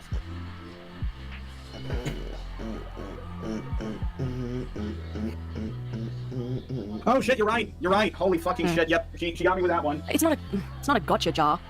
I'm asking you why. No, you're huh? I'm asking why. I'm questioning your sincerity, essentially. I was waiting for a time. But then, things with oranges happened and other stuff started happening, and then there was also the video with Lin. I don't exactly remember when that came out, but I do believe it was before I made that tweet about you. Alright, just full disclosure, I don't know what the thing with oranges is. It's not my business. So are you saying that if the video with Lin came out... Oh, I don't know when that video came out, so 1 second, let me check. You can look up the date. It came out on the 4th of August. 4th. Yeah. Yeah. So, what's the reason you didn't come and tell me what you said was inappropriate? What's the reason you didn't apologize? Sorry for cutting you off. No, go ahead. Are you done? Yep. Okay. The thing is, I saw that. 3 days later, Leo Convoy told me what I said was inappropriate, and I wanted to talk to... I know you don't know about the thing with oranges, but there was something going on with him I wanted to talk about with him first, and he did, and then I talked with Lin, and, that whole message with you happening, not wanting to talk to me. My issue was that I didn't get... And not my issue, I mean the issue that I did. I should have come to you sooner and told you, hey, sorry, I shouldn't have said that. Okay, so there's no particular reason you didn't? It wasn't that important? It wasn't top of the ledger? I just explained that there was a lot going on. Okay, so it wasn't the priority? No. That's not a bad thing, I'm just saying that it wasn't your priority at the time. I don't like the wording of that. I wanted to deal with other relationships first before I got to that. I can't... Other relationships? I struggle to believe that you have other relationships outside of work and whatever the fuck you doing with that boy in your ass. Do everything all at once. I have that's what I'm saying. Hundreds of people who talk to me a day. I was going to get to it. Yeah, we're agreeing with you on that. Yeah. You're right. The wording of that's a little shaky, but we're agreeing. We're not trying to. You were busy. Is that better? The point is, you had other things that were more important than that in the moment, which is totally fine. I was more saying that to clarify. It wasn't you didn't come and say something to me because of the Lin video, which would have made it like, oh, I'm not going to offer the apology for what I did because I'm pissed, which would be worse. No, that's an uncharitable interpretation again. Well, no, again, that's why I asked why. Upset with me, so I wanted to wait for you to cool down first. Yeah, we're not saying that's what you thought. You're saying we're making sure that that's not why, and you're saying it's not why. So we're telling you like, oh, okay. That's why I asked. Yeah, we're not trying to interpret you uncharitably. We're telling you that's why we're asking. Okay, well, assuming that's all true, just to clarify for Jar, because these last few months have been incredibly stressful.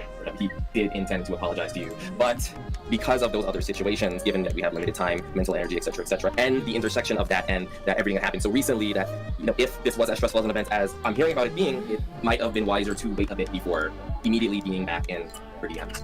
Yeah, actually, I didn't even ask your pronouns. My apologies. Oh, it's fine. We didn't do a pronoun check. It's not yet. I'm out. So cucked. You motherfuckers are trying to check pronouns now in this conversation. Yeah, you're fine. Also, I don't accept that. If you're going to talk to somebody, you're going to talk to somebody. If you're not going to talk to somebody, you're not going to talk to somebody. I don't take the excuse of there was multiple things going on, I didn't have the time. Sure, you probably didn't have the mental frequency, but you had time. You didn't want to make it. That's not acceptable. Thank you very much. I'm Shida. No, it's fine. It's fine for me. Okay. So then we're all on the same page. Okay. Alright, we good to move on? Yep. I guess so. That being said, I don't think leaving a comment about you on Twitter and talking to people about what you did on Discord is even close to as bad as giving your credibility to a video that got over 10,000 views. Whichever way you slice it, you threw the first stone. And we're back to this point again. Linlin's video is a stone? It's a figure of speech. I know it's not a literal stone. I mean, is Linlin's video an attack? He feels that it's an attack. Okay, so give me a second here. Giving your credibility to it in a video that paints me the way Linlin's video did, whether you agree with it or not, to me felt like the first attack. Like, that's where it all started. So out of frustration, I said that on Twitter. Joking the moment to moment. Sorry, let me just circle back to the base question. Linlin's video is an attack? Yes. Why? Well, I literally just explained it. She painted me in a very uncharitable light. Literally, the title is Just a Robot is Just Awful, really. Literally calling me awful. And I haven't Googled the definition of awful in a while, but I think we all know what the definition of awful is. Oh, no, I definitely agree. It's a negative video on you. Does that mean that every video a commentator makes is an attack? Saying Provided it's that negative. That is a good question, and I will answer that. I would say when I was doing my video against Daft, it was an attack. I mean, I guess there are some non-attacks, like, I mean, all I did was make a joke about you on Twitter, and that's when it all started. Wait, what is it? Okay, this is missing words. Okay, attack or not, I think It's really not missing words. He actively agreed, yes, it is an attack. Which goes back to what she started out with saying that they were probably going to lead into had you not interjected. Black boyfriend in the back rooms. If every single time a content creator makes a video with someone, it is considered an attack on them, both because it is either a criticism that will reflect poorly onto them that will then get people attacking them the same way that we just covered with OnlyFans, where if I say something and then somebody hears something that I say and receives it and then goes out and does something based on that reaction. So, if every single time a chatter says something snarky, or let's even use a League example. If a chatter acts like a rude asshat and keeps using snide remarks and backhanded compliments and retorts and effectively one-guying the chatter and other streamers on the broadcast along with the streamer that is broadcasting in general, is that a rude attack from the member of the audience? The obvious answer is yes. Why? Because the person is inherently going through their means to do something, to apply pressure in some formulation and way, where the person which it is directed towards receives it as someone effectively standing there with their arms crossed in front of their shoulders, saying, "Nuh-uh, I'm not going to let you do that," or mockingly, "Look at how mad you are." And whether or not you take a video, the action of posting the video, which is what he's actually upset about. It's not just that the video was posted, it's that something was made. People have something to consume that involves him. It will be seen as an attack. Now, you want to go with reputation destruction and thus life ruination. She's trying to ruin me. She's trying to antagonize me. She's trying to put me in a position where I'm forced to respond. But you're not! You don't have to say shit! You don't have to care. It's just a video. People that may be incensed to come after you for it will come after you for whatever's said in that video. Because what then becomes the factor, the calculation of whether or not you actually do risk assessment for the degrees and modicums of harm, is, does this hurt me in a way where I need to physically say something? Jar doesn't know how to give head in bed. Probably don't respond to it. Jar kicks puppies and bashes in the heads of little cats. Maybe show that that's somebody clearly off their fucking locker. Jar likes to harass people in private behind the scenes because he has a giant ego and a small pee-pee. Probably don't respond to the pee-pee allegations, can you look super fucking cringe, but probably demonstrate that that's not true, but you can't, because it is.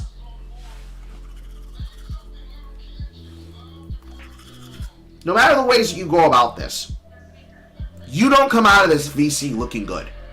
You went in with an attitude, you went in with snark, you went in with manipulative and intentional ulterior motives. You brought in an outside factor. You disrespected the process in which they were going to go through in the first place. Whether or not you consider the Senate to be a place that is capable of moderating actual discussion, it isn't. Whether or not you treat them and consider the authority under which you are choosing to propose yourself to is relevant. You do not get to be upset about the process and thus effectively show that you don't give a fuck about what's happening there. And then also, malevolently, mind you, behave as though it is so hard to consider why they would ask you a series of questions about whether or not you consider the risk assessment to be a part of the goddamn problem. Let alone for you and your boyfriend to tone police them constantly. Granted, all of you are tone policing each other, and all of you are bad for conducting conversations. But, putting that the fuck aside, you know that the problem is that they posted it in question. You get that. You know that. You understand that. You harped on multiple times about perceiving it as a threat, so you wanting to put your fucking finger on the goddamn scale. Just own it! Just own it! Own it! I am mad! I consider this a threat. I was going to attack you. Own it! Own it! Own it! Fucking own it!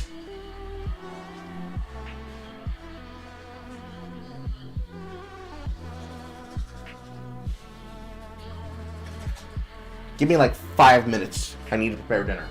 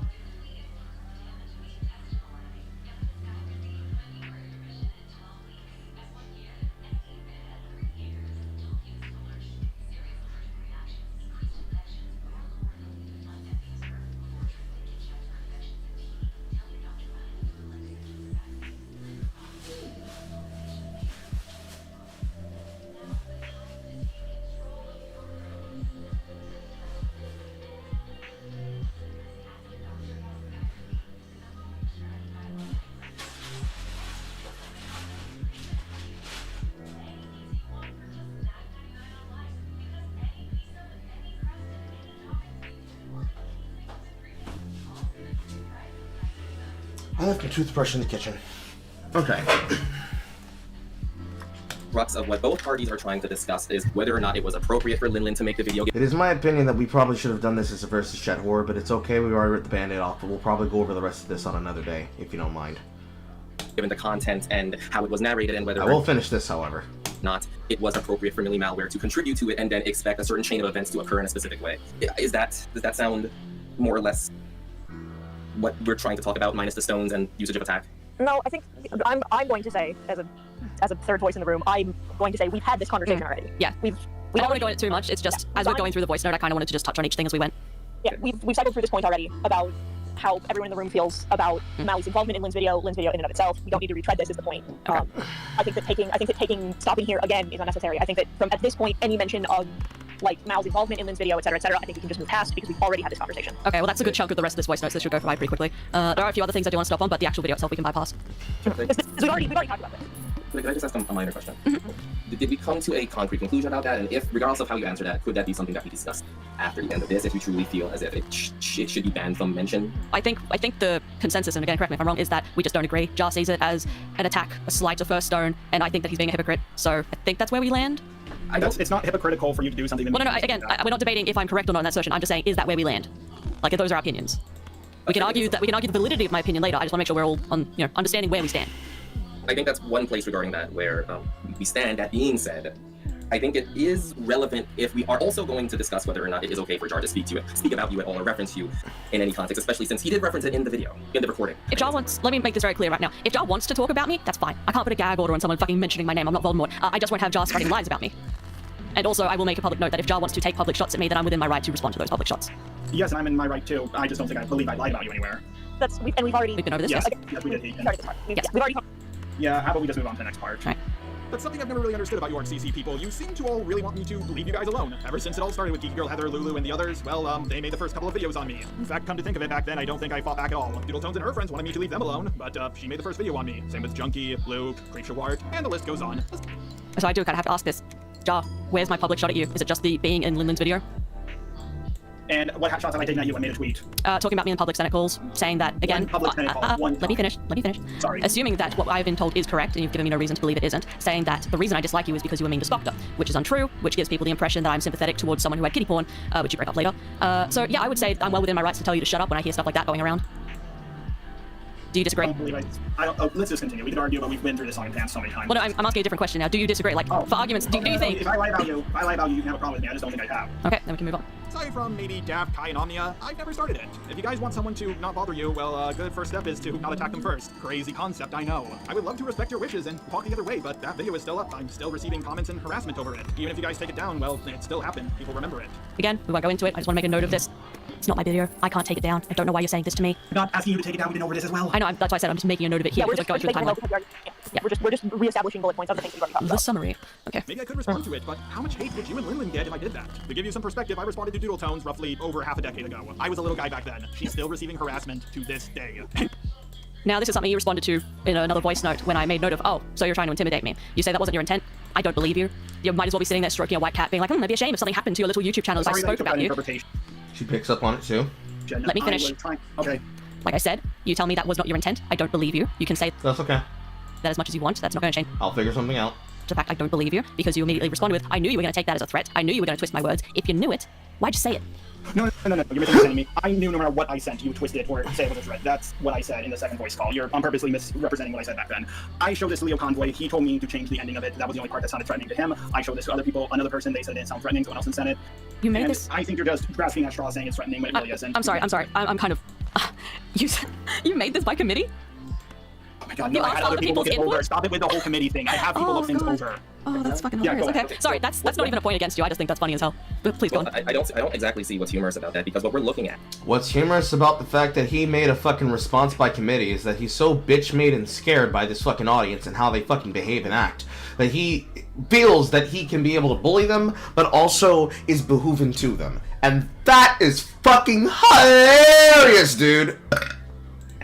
Is an interaction where he's trying to reach out to you, but is worried that you may find the narration in which you can present it as threatening. So it lends credibility to his case that he goes to other people and asks them beforehand. That way, he is opening himself up to criticism and making sure that multiple minds just so it's clear. And potential, I am not done. Sorry, it's just you're kind of arguing a point I didn't make. I don't think there's anything wrong with this. I just think it's funny. Or not. I'm not. What I'm arguing, to be clear, is Jar's intention. I don't care what point you are making. You're so upset, dude. You're so butt frustrated. That's so funny that you're so butt frustrated. That's so sad.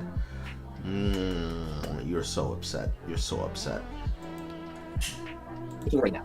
Okay. What I am making right now is that Jar, very clearly, regardless of what you are going to say in the future, was concerned that you may find a way to interpret it as a threat or hostile. So to ensure that there was no potential or limited potential for any ammunition to be given, for any potential way that he could come across as threatening, in both good faith and also protecting himself, he made that choice. Okay. All right. If you're just making a note of that for, I guess, I am making history? it known because people will be seeing this. Sorry. Well, hold on.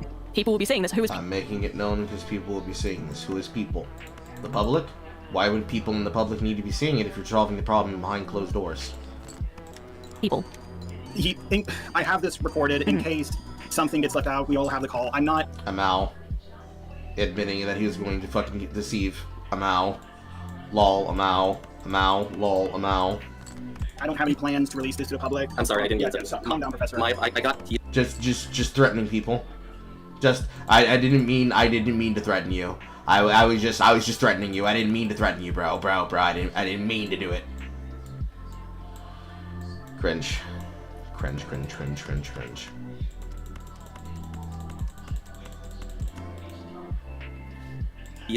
What I'm trying to say is that both of, like, obviously these things are recorded, and as far as I'm concerned, it's a low trust situation until we're able to establish, you know, that type of goodwill. So, in the event that you do choose to narrate the event in any way that's disingenuous, I am covering these bases because I know him personally, and I am aware of that part of the situation enough to say, this is why.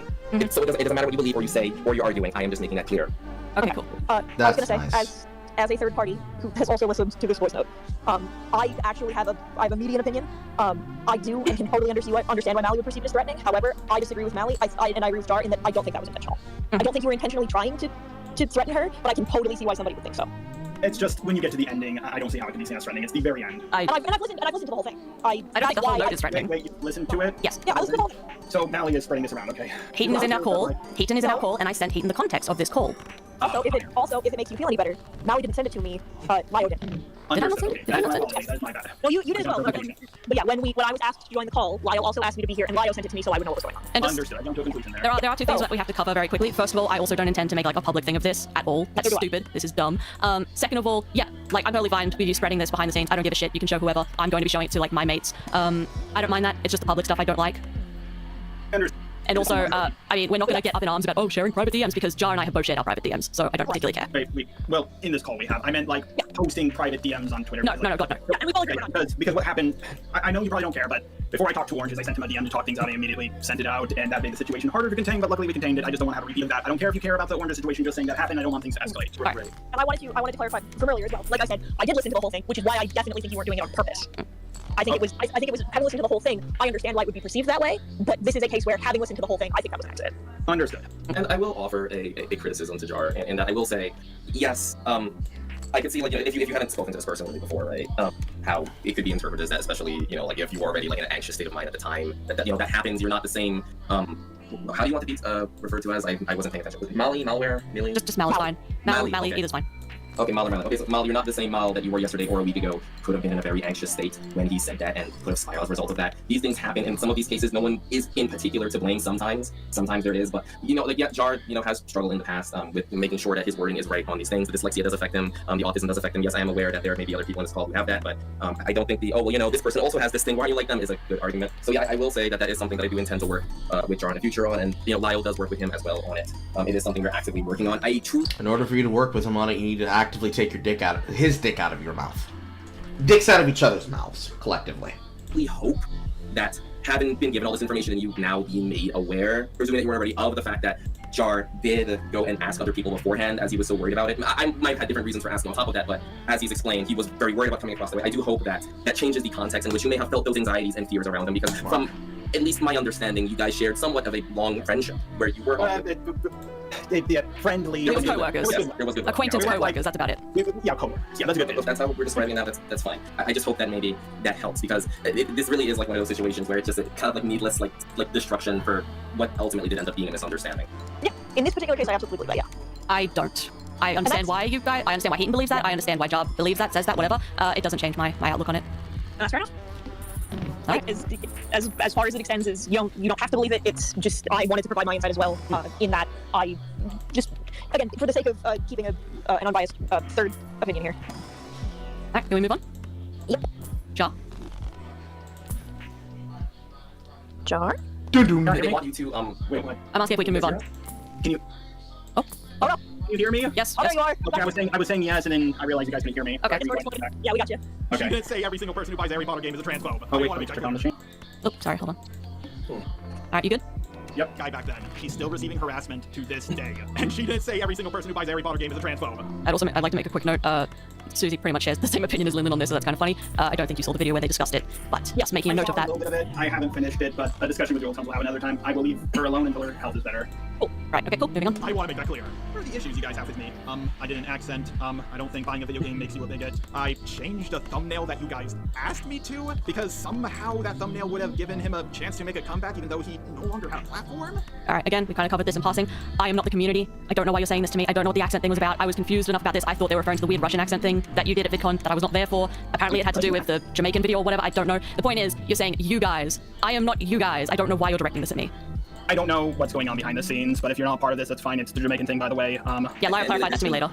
And in addition, by mentioning it, he makes you aware of it and allows you the opportunity to explore and investigate on your own. Like, I had to go and ask Lyo about it, so... Again, Jar is saying these are issues that I, the collective we, including I, have with him, and I had no idea what he was talking about. I understand that. I didn't make this public, that's why I wanted to say it in private, because I don't know everything that's going on. I probably should have worded myself better, but when I say you guys, I mean like... You shouldn't have gotten upset that a person posted a video about you and that could lead you to having a Spurg autistic fit about controlling the way that you look to other people who are seeing you act like this. CC, because like I've been dealing with harassment on and off from them for like years. It's always the same community. Okay, I just wanted to make it clear. I am not the ACC. I don't know every drama you have with every other person. I have no input in this. I would prefer it if you don't lump me in with this nebulous them. I am not part of whatever weird rogues gallery you have. You understand? What does that term mean, rogues gallery? It's basically so now Batman has the joke. Nigga!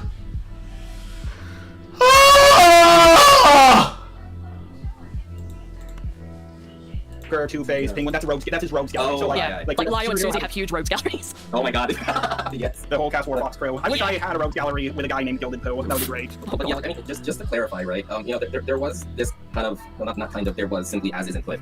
This talk back and forth earlier in the conversation about whether or not people are entitled to voice calls or entitled to this or that. You know, and now here, as we are having one, we are finally, you know, getting rid of the ambiguity here. I think that is what Jar is asking. I understand that you are not obligated to VC him, that Linlin isn't and no one is. However, I don't want to live in a world where people only do the bare minimum they are obligated to do. And as public figures, choosing not to do so in certain cases can leave that up to interpretation of, okay, well, why did they not want to, especially given certain information? I'm not saying that you are necessarily at fault for choosing not to. What I'm saying is that Jar in particular doesn't mean you any harm. And if you felt that, I don't know, he might, I don't know, do something over voice call or something. I don't know, Lyo could have been there. Like, there are options. I think things will go a lot better if people like have some consistent community. Why would there be options about how to then get recompense for bad behavior on camera when you should be capable of talking things out on camera? And if they had been resolved on camera, you would then not need to do anything because you would have resolved the problem. That is, again, another fucking threat. That's like 15 of them in this detail alone. Communication that isn't just like text that can be kind of like warped one way or another. Mm-hmm. That would be that's my nice. own personal opinion. Sorry, what was that? Sorry, I was just saying, yeah, that would be nice, but I do have to interject because I know that Jar's take on me not wanting to VC with him is fear-based. It is very much not fucking fear-based. I just didn't want to, and I didn't owe it to him. Okay. But we'll never know the true reason. We'll never know the true reason. You'll never know the true reason, but she told you the true reason. I hate manipulative fucks. They're so difficult to talk to. I hate manipulative fucks. They're so difficult to talk to. If she doesn't want to talk to you, she doesn't want to talk to you. There's no grand conspiracy. It is just as simple as that. Pontificating on the reasons why they wouldn't want to talk to you, you don't have to wonder. She told you! Circles. Circles. Around and around in fucking circles, dude.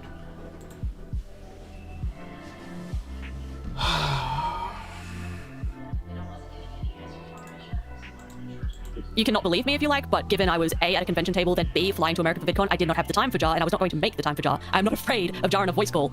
If we want to talk about fear, we can go back to the gun thing, but I know you didn't intend it to come across that way, but I'm just going to make a note of it here. It came across that way. We'll talk about that later.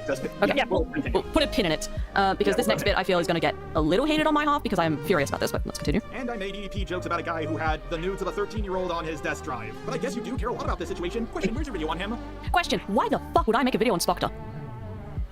This was something Leo Convoy brought up to me, because Leo Convoy is suspicious about this as well. And I want to know, like, why all these people had a problem and said, oh no, Spoctor will use this thumbnail to make a comeback, like they really care, but they won't, like, talk about this in a video, like, what they did. I'm like, I can't tell who's a friend with them or not. I was just talking about the thumbnail thing and not, like, you not making a video, but also caring about the thumbnail. And also, you made a video on Prisme Luke, Billy Malware, not Millie, fuck, Creature Art, and a few other people. I'm not saying you're obligated to make a video on anyone. However, what I am saying is that if you're so concerned about thumbnail, like, I would like to know why, and it's not just you, it's like Harley and a lot of other people, like, finally Orange just made a video, but it just rubs me the wrong way, and I want to know what's up with that. Like, why did everybody care so much about my thumbnail, but won't doesn't really worry to call Spoctor out. It just seems really weird to me. All right, let's go down the ledger of why. There's kind of like 3 main things that are wrong with this. First of all, again, I am not the community. Stop treating us as a monolith like I have any say in what everyone else is doing. Don't appreciate that very much. Secondly, so it is your opinion you're not just parroting something that Lio has an issue with? Yes? Yeah, see, he brought it up to me in the call we had with Linlin, and I was like, yeah, that is kind of weird how they cared so much about the thumbnail, but didn't care. Aside from Linlin. Linlin doesn't count, obviously, and recently Oranges has recently made a video about it. Okay.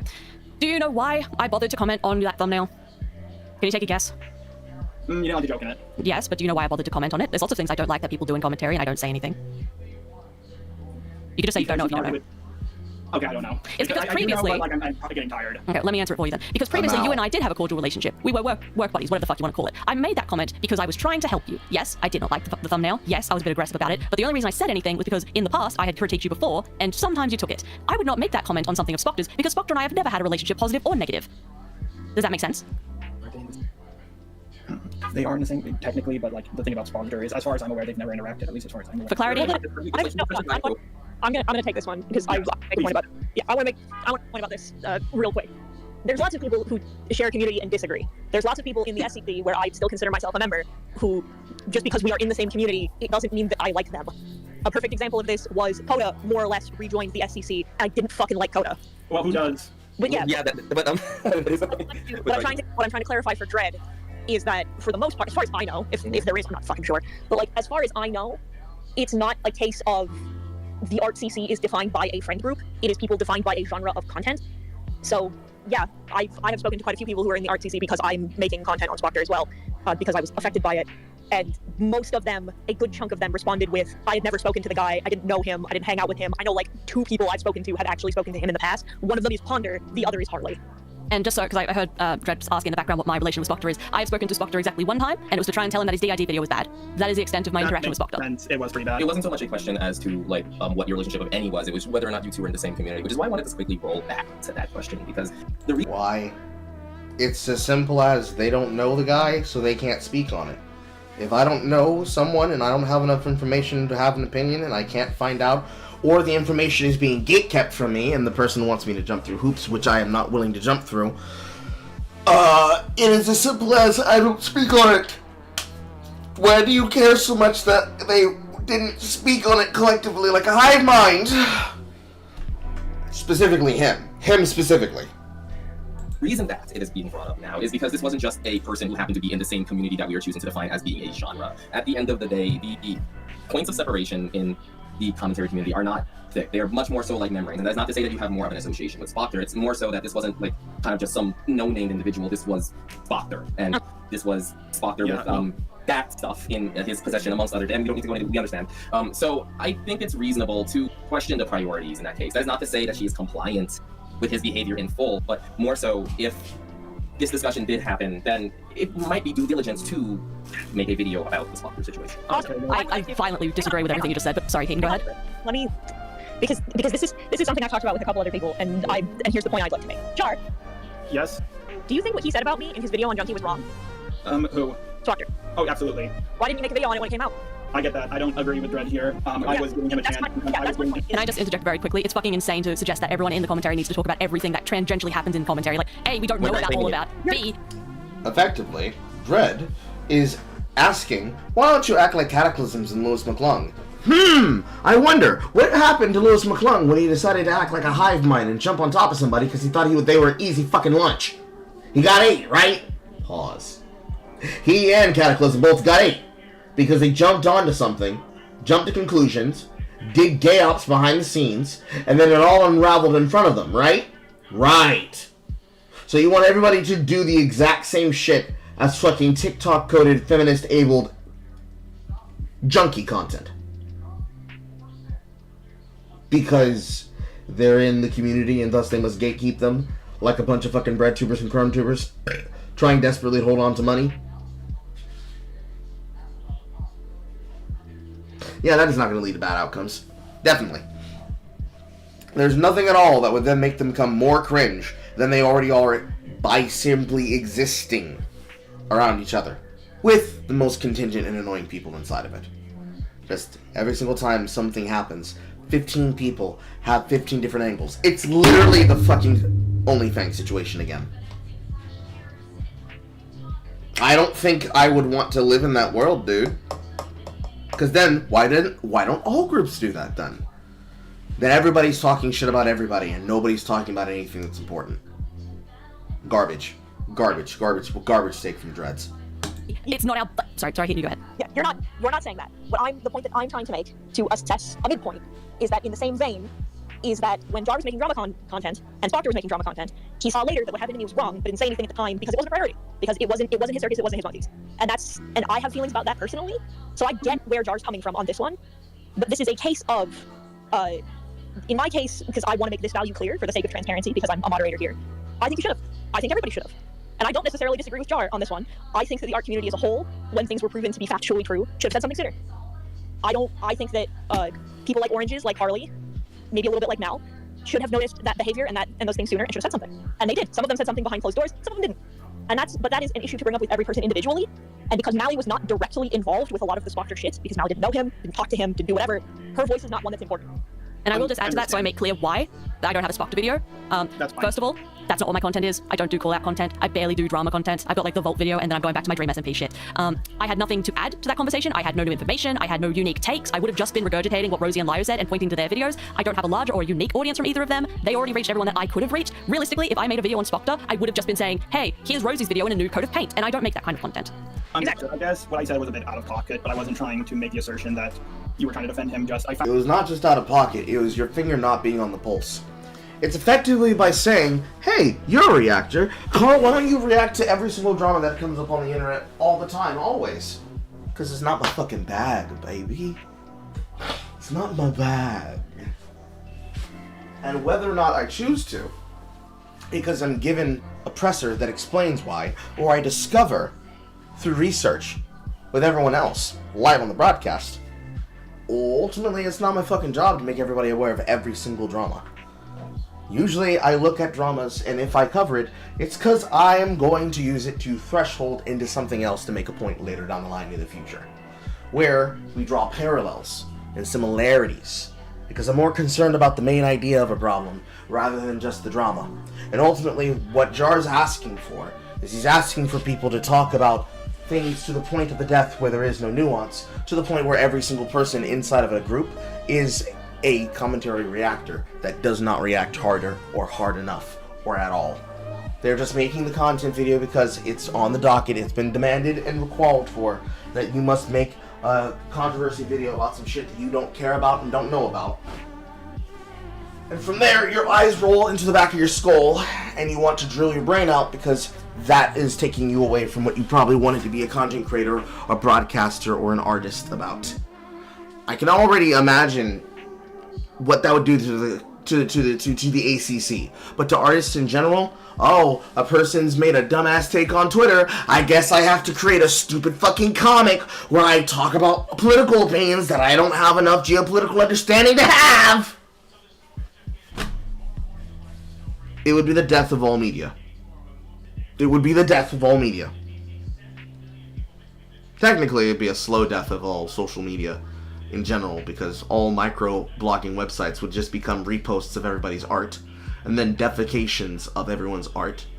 Everybody hoveled inside of their own side subreddit communities where they harass other people in general, and make it impossible for you to give a shit about what the fuck's going on, and to get a fucking finger on the pulse of problems, to actually get to the necessary basis of what's most important to talk about those issues. It's cucked. It's just ultimately cucked. It's ultimately cucked beyond belief. Twitch, I can't save you. I've snoozed the ads 3 times. I have to run it out. I'm sorry. It's completely fucking cucked. It's completely fucking cucked, and nothing is helped by it. Every single time and every single basis of the situation, anything that could be said or done or understood about the problem is fucking cucked. It is fucking broken, it is cucked, it is boring, it is lame, it leads to the most disinteresting fucking opinions that you could give about something. It definitely is a part of why, in terms of any material or any content made about anything, why people have the opinion that they do about fucking media and the consumption of that media. It's really dumb that he wanted to be a real stickler on that topic, but you know what? Pay your sentence and you can move on from it. Whatever. Cringe is as cringe does. Found it weird, not just for you, and I'm not trying to. In fact, I'm way more sus about Harley than you by far. Let me make that clear. But I just found it weird, and I just would like to know why. And now I know why from you. And I guess I should have been more careful with what I said there. Okay. All right, moving I on. apologize for that. Okay. Let me keep going. Okay, cool. Yep, we're almost done. Mal, I understand you're new to being a public figure. Everything you say and do, well, it will be brought up. You're not a small person anymore. What you say has consequences. As much as you guys try to gaslight me. I'm just gonna pause there again, making note of it. Same goes to you, Jar. Linlin can say stuff that you said publicly. We've already talked about this. Just making a note of it again. Yep, just making a note of it. I don't want to go over this again. Yep. Saying, Jar, you know you're actually the one in the wrong here. No, I don't. I've been in plenty of dramas before, all of which I've won, and I've heard the same lines over and over and over again. Again, I don't know who you're quoting or paraphrasing here. Sure as shit couldn't be me. I don't know why it's in here. I also don't like the idea of you winning dramas like this is a game. That's kind of cringe. Just wanted to say my value on that. Hang on, Dread. Sorry, no, it's alright. I was just saying my value. You can respond to that. Okay, so hang on. Can I say something? Okay, I just want to quickly say some people treat it as a game. A lot of people have treated it as a game with Jar, like photoshopping. Okay, those people treat it as a game where they want to optically win something. They go low, and depending on how petty you need to be, and how correct you need to be, when you go lower, but you go clean. You do clean smugness. If someone wants to be petty as fuck and have clearly crossed a line where they decided to get personal and bring in people to target that have nothing to do with just you, it's you and your family. It's not just you, it's you and your partner, and people using your partner and you as an attack vector to keep re-traumatizing you and them together, because whenever they talk about you, they talk about them. Whenever they talk about them, they make sure to put in a second side jab to you. If people treat it like it's a fucking game, play for fucking keeps. If you're gonna go that extreme. And when you pull the trigger, do not be fucking upset about the fact that you had to go to that extreme, and then cope about it. Own the shit, get through it, handle it, accept it, move forward. So, if you're going to go out and do all this bullshit, don't shit snipe Mal. Don't shit snipe for forgetting her name. Anyone else in the Arcane commentary community. If there are people who are constantly treating it like it's a game, have your outs with those people specifically and no one else. Do not say the same thing that happens when I go through it with you art commentary people. Just handle it. Deal with it directly. If you can't do that, then it's not worth it. You should just fucking drop it from there. It's the same shit you all relitigated multiple times before, just with another fucking coat of paint on it. Screenshots of them talking to a dirty, like they think it's a game. That's a crime. Yeah, that's not a game. Crime. But yes, I understand. But that is not the same thing as saying they weren't seeing it as a game, because they were. You can commit a crime and make light of it. Yeah, and you can have a correct value and make light of a serious situation as well. Right, those are mutually exclusive. This is what I'm trying to say is, go ahead. I also think this might have been off pocket because on my end, because like again, I make this public. I was just sending this to you, but like I did see a lot of comments saying, "Oh, Jar, you know why you're in the wrong," and Harley said that. I don't remember everyone who was talking about that. I probably misremembered you saying this, but again, I didn't make this public. I just send this to you to listen to. But like I have constantly heard like, Jar, you're actually the one in the wrong here. It's like it's cringe, and as much as you're saying it's cringe that this is a game, I won all of them or whatever. I don't usually seek out dramas. Aside from the Daft one and a handful of others, I don't usually start it. I desperately Well, that's bullshit. When we know that's bullshit, but whatever. Move forward. try to find a middle ground with a person, but then it becomes me or the other person, and I always choose me. And I don't know, maybe I'm just really good at drama. I don't think I am. I think I just get really stupidly lucky constantly, to be perfectly honest. I do agree with that. I don't want to. My point I'm trying to make is I don't want to have a drama with you. Wonderful. Let's finish out because that's kind of the note this ends on, which I also I just want to also add that it's a little more than just wonderful, right? What he's trying to establish is that a lot of this stuff is truly unnecessary, and if you do have malicious intent, your presence here is fucking unnecessary. Your opinions back and forth are unnecessary. The insults and shit sniping from all of you all involved in this fucking halfway Senate call is fucking unnecessary. Most of yours existence on the internet and what you choose to bring forth in terms of entertainment, not for us, but for others in your own audience in general, is fucking unnecessary. What does that actually fucking mean, though? Which he has no way of knowing, regardless of what you claim, that it's kind of a fruitless endeavor to just go out of it out of malice. Like, if there's an actual issue that relates to values, that's completely understandable. But if it were the case that it wasn't out of values and out of something else, then I think he was trying to kind of lead you in the direction of, you know, like, there's no point going down that route. I think that's what it really was. I kind of have more to say about that sort of side of things once the final 4 seconds of this play, so I'll just play that. Okay, I won't talk about you if you won't talk about me. Deal? Hello, Mil. Jar, question. Why are we here right now? I don't know. I thought this would be the end of it. You would have been like, okay, I'll leave you alone, Jar. You leave me alone, and then we're done. I thought. All right, let me. Sorry, I feel like you're thinking of the broader why are we here. Why are we here today? Why did I send you that message yesterday or the day before? What was the catalyst of this conversation? Something Sunny told me. I said, I guess. No. I'm out. You don't get to push off responsibility because someone else relayed something that you did. I'm tired of her doing this. She does this constantly. Okay, this is okay. She's doing this. And then explosive.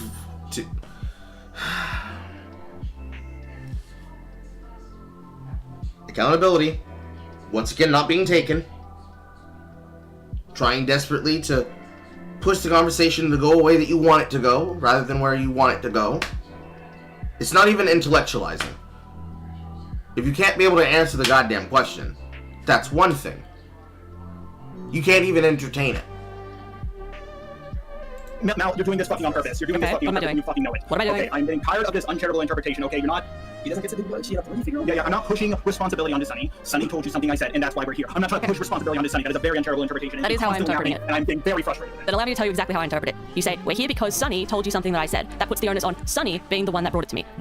Ideally, if I thought you were acting in good faith, you would have said, I said something, me, because that's what caused this. Because you were talking about me publicly and it got back to me. Do you understand that?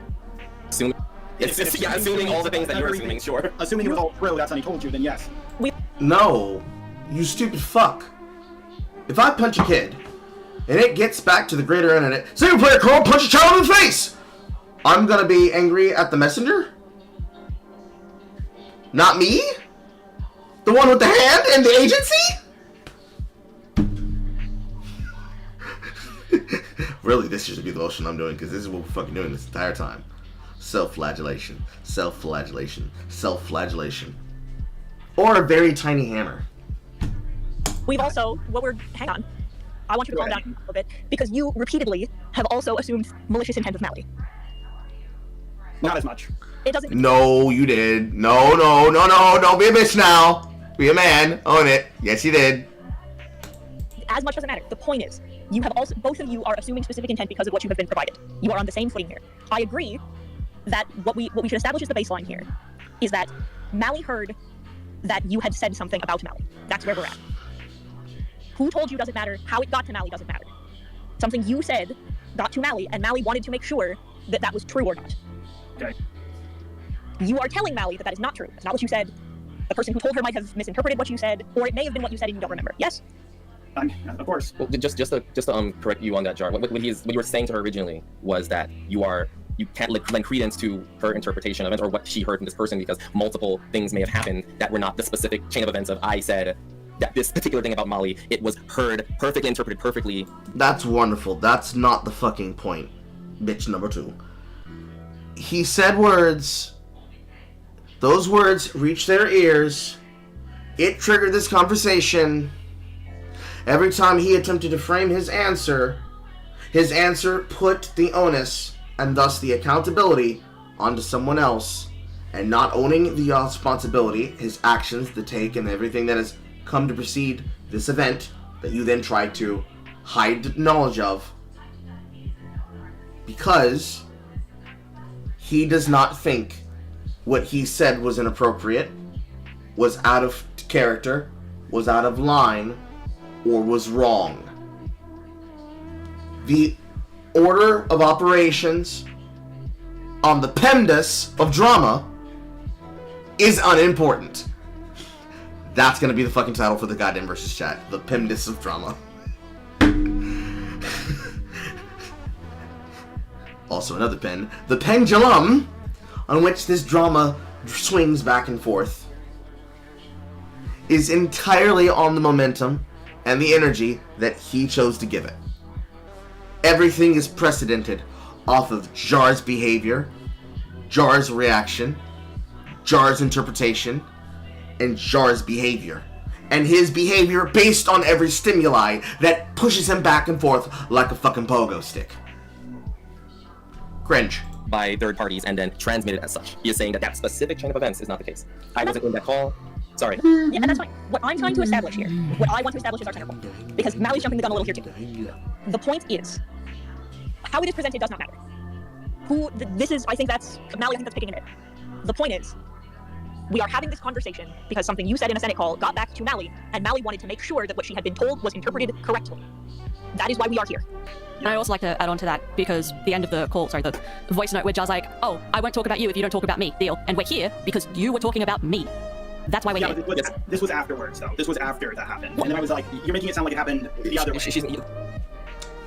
The fact of the matter is that what you want to do is you want to jump off from a junction point that does not begin from you having started the shit by opening your lips. As though, well, that's water under the bridge. Can't you let that go? Probably not, nigga. Not if you can't understand the accountability you gotta take, which is the entire point she asked that question. The issue is that, yes, we're here because you heard something that Jar may or may not have said about you, but when he sent you she heard it. That message, there was a clear lack of goodwill and good faith. There was a lack of communication when it came to important. Jar, did you not ask her about what exactly it was that had been upsetting her in regard to this topic? Yes. And what was her response? Yes, you did. I'm sorry, yeah, what are you talking about, Dread? Where are you talking about this? The issues you had with Jar. Because I think you're going into a different topic. Huh? Yeah, I think you're veering into a different Talk about topic. a related topic. Well, I'd like to finish with this topic before we go on to the next one, please. Wow. Yeah, because Trying to pull the conversation around still. Here's what I'll say. We'll streamline this a little bit because I see where both of you are going with this now. So I would like to streamline it and see if I'm if I'm reading the room correctly. The point is, Mally says we're here because you were talking about me in the first place. Jar says now that it is a problem that this is the case, I would like to resolve this problem by us just mutually agreeing to not talk about each other anymore. Yes? Sure. He offered that option. Yes. That's what I'm saying. It's like that's what that was meant to imply. Was now that I have seen it, now that you have told me this is an issue, I would like to solve this issue by us agreeing to not talk about each other. Correct? That was the assertion. If she gave her consent to such, then yes. Yeah. So that's where we're at. And see, I take issue with that because my last message to Jar was very clear to not be doing this type of shit. You know, the whole I won't talk about you, you don't talk about me. I believe that was quite clear. Jar himself earlier said that he didn't talk to me because of that message, so he clearly got some of that message. And yet, Jar is the one again publicly running his mouth, regardless of what the nature of what he was saying was. So he was talking about me, and then when I call him out on that, his response to go, oh, okay, let's make a deal that we won't talk about each other. You already went back on my very explicit wishes for him not to be doing this. I went back on your wishes. I never agreed to them. Now I am. That's different. You have to understand why I find that. Sorry, you have to understand why I find that. We're gonna replay that again. Somebody was hitting my answering machine. Wants to go, oh, okay, let's make a deal that we won't talk about each other. You already went back on my very explicit wishes for him not to be doing this. I went back on your wishes. I never agreed to them. Now I am. That's different. You have to understand why. You went back on my wishes. I never agreed to them. No, I don't think I would have to understand shit. That means you willfully did it, which means what happens next you deserve. I find that. Sorry, you have to understand why I find that frustrating, right? It's like, oh, now that I've spoken my shit, now we don't talk. Sorry. Then hang on. Yeah, let me parse this one again. Jar, you literally told us earlier in this call that the reason you didn't extend to an apology to Mally was because you were trying to respect her wishes. Yes? To not talk to her. Yes. To respect that wish. To respect that wish. Yes. In particular. So why did you not? Why are you picking and choosing what part of her wishes you want to accept? Because someone brought up Millie Malware. I just said, oh yeah, we've been doing this stuff, and then I continued on. Like I'm not constantly. Like I've only made a tweet and spoken about Millie Malware here like two whole times. It's not like I'm constantly going around. If the issue were that, and it was a cosmic council, Jar, you are hereby found in violation of Galactic Cringe. If you open your mouth and say something about Mally again, we will Thanos you from the universe and make it so that you, your YouTube channel, your videos, and your impact on the world is as if it had never existed. And you then are brought back to suffer the penitence of that consequence because you did it. Do you think that cosmic audience were like, well, you said I shouldn't have talked to her, but I wanted to talk to her to apologize and explain how much I felt. So I decided to key her car and say, that's what all you commentary bitches are known for, making problems and shit. Nigga! You would not be able to save your fucking life if you fucking tried for it.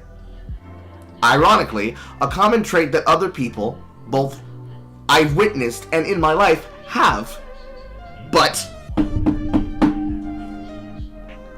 if your life depended on it, they would execute you. Dead ass.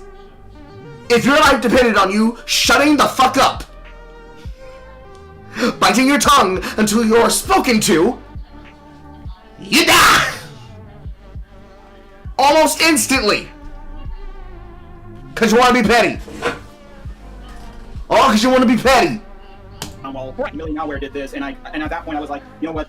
I'll just send her a message so we can get this sorted and I can move about my day, because I don't really care to argue with Millie Malware or have any malicious intent. Again, I know I'm fucking saying their name wrong. Yeah, I was gonna say. Malware. Just call me Malware. Just Malware, whatever. Mal. So I thought, okay, maybe this is a good place to end it, and I was just gonna go about my day, and I didn't think it would escalate into all of this. That's why I like Leo Convoy so much, because Leo Convoy's... You didn't think that it would escalate into all this, then you are a fucking dumbass. We already knew that. You're a double dumbass now, but we already knew that too. So now you're a quadruple, triple, quintuple, double scoop dumbass. Something is happening to my inner ear. He's very good at de-escalation, and that's why... and I just have a headache about this whole thing, and that's why I wanted to... Again, can I just Yeah. can I just state, like, again, my perspective of this, where it's like, again, you supposedly, listen to some of my wishes, but just the parts that suited you. And then we have, you did. That's what you said. Fine. So, did the whole, we won't talk to each other. We'll be adults and keep it moving. I find out you've been talking shit, regardless of the nature of that. I've heard from a couple of different people, like occasionally if your name gets brought up, like, oh yeah, Jar was talking about you. I don't know how true that is. It's word of mouth. I tend to trust the people around me. They could be lying. I don't know. And so I hear that you're talking smack. I bring this up to you to tell you to stop it. And then you send me this voice note being like, well, now that I've already spoken my smack, let's agree not to talk about it. Like, you understand why I find that extraordinarily frustrating, right? Okay, so just to make sure that I have this chain of events correct, because I think this narration is terrible. Jar says something that you later claim made you uncomfortable. He chooses to wait and give some breathing room before he directly speaks to you about... Sorry, your timeline's already wrong. Sorry, your timeline's wrong. He and I have actually never discussed the things that he said to VidCon until now. He spoke with Lio, who told Jar that it was inappropriate, and then Jar apparently came to the realization it was inappropriate and was going to at some point talk to me about it, but never did. Okay, so then he gets the information. He gets the same information regardless of the source. Nigga, your timeline is all fucked up to begin with. Anyways, and that does not change the difference of the problem. The imposition and the problem that you're having with your discussion and your fucking inability to accept this is that he wanted to equivocatedly punch her in the face and then say, now that I've punched you in the face, I'm not going to take what comes to me next, and I'm going to decide that now is when it stops. Take any violent action that you want that would cause somebody distress, harm, and fear for their safety, and that is the problem. I have punched you, I have stabbed you, I have shot you 17 times! Now I will not take the consequences that come with this action, and I decided I'm going to turn myself in. No. Nah. I'm just this one I'm going to correct you on. Okay. When somebody tells you that you have hurt someone, it is important that you clear it up with that person directly. It's important that you have a conversation with them about the things that you did specifically to hurt them, in order to make sure that that issue is rectified between the two of you. I want to preface, I understand why Jar didn't do it right away, and I think why Jar didn't do it right away is totally fair. I've done the exact same thing, where I found out that something I've said has hurt somebody, and I've taken some time and waited, just like he's waiting to address his issues with Susie until Susie is better. I understand why he waited to have this conversation with Mally, and I think that's fair and justifiable. But talking to a third party about the thing that you did to hurt somebody, as opposed to talking to the person that you hurt, is important. Also, I was just clarifying the timeline, because you were saying that I said to Jar something he did made me uncomfortable. This that did timeline not shit happen. is really It's a difference in like pissing me event, off. not like time of event. Like what I'm communicating is that he gets this information one way or another. I'm skipping ahead. You said that something happened that didn't, so I had to jump in and say that didn't happen. So I was just correcting you. I understand. I mean, I've done the same thing throughout this call. All right. So now that we're done, go ahead, Eden. Okay, I was gonna say, we're getting lost in the weeds again, and I'd like to recenter on the fucking point. So here's what I say happens, because I would like to bring the parties to the table to draw this to a close, because in Christ alive, I'd like to eat dinner. But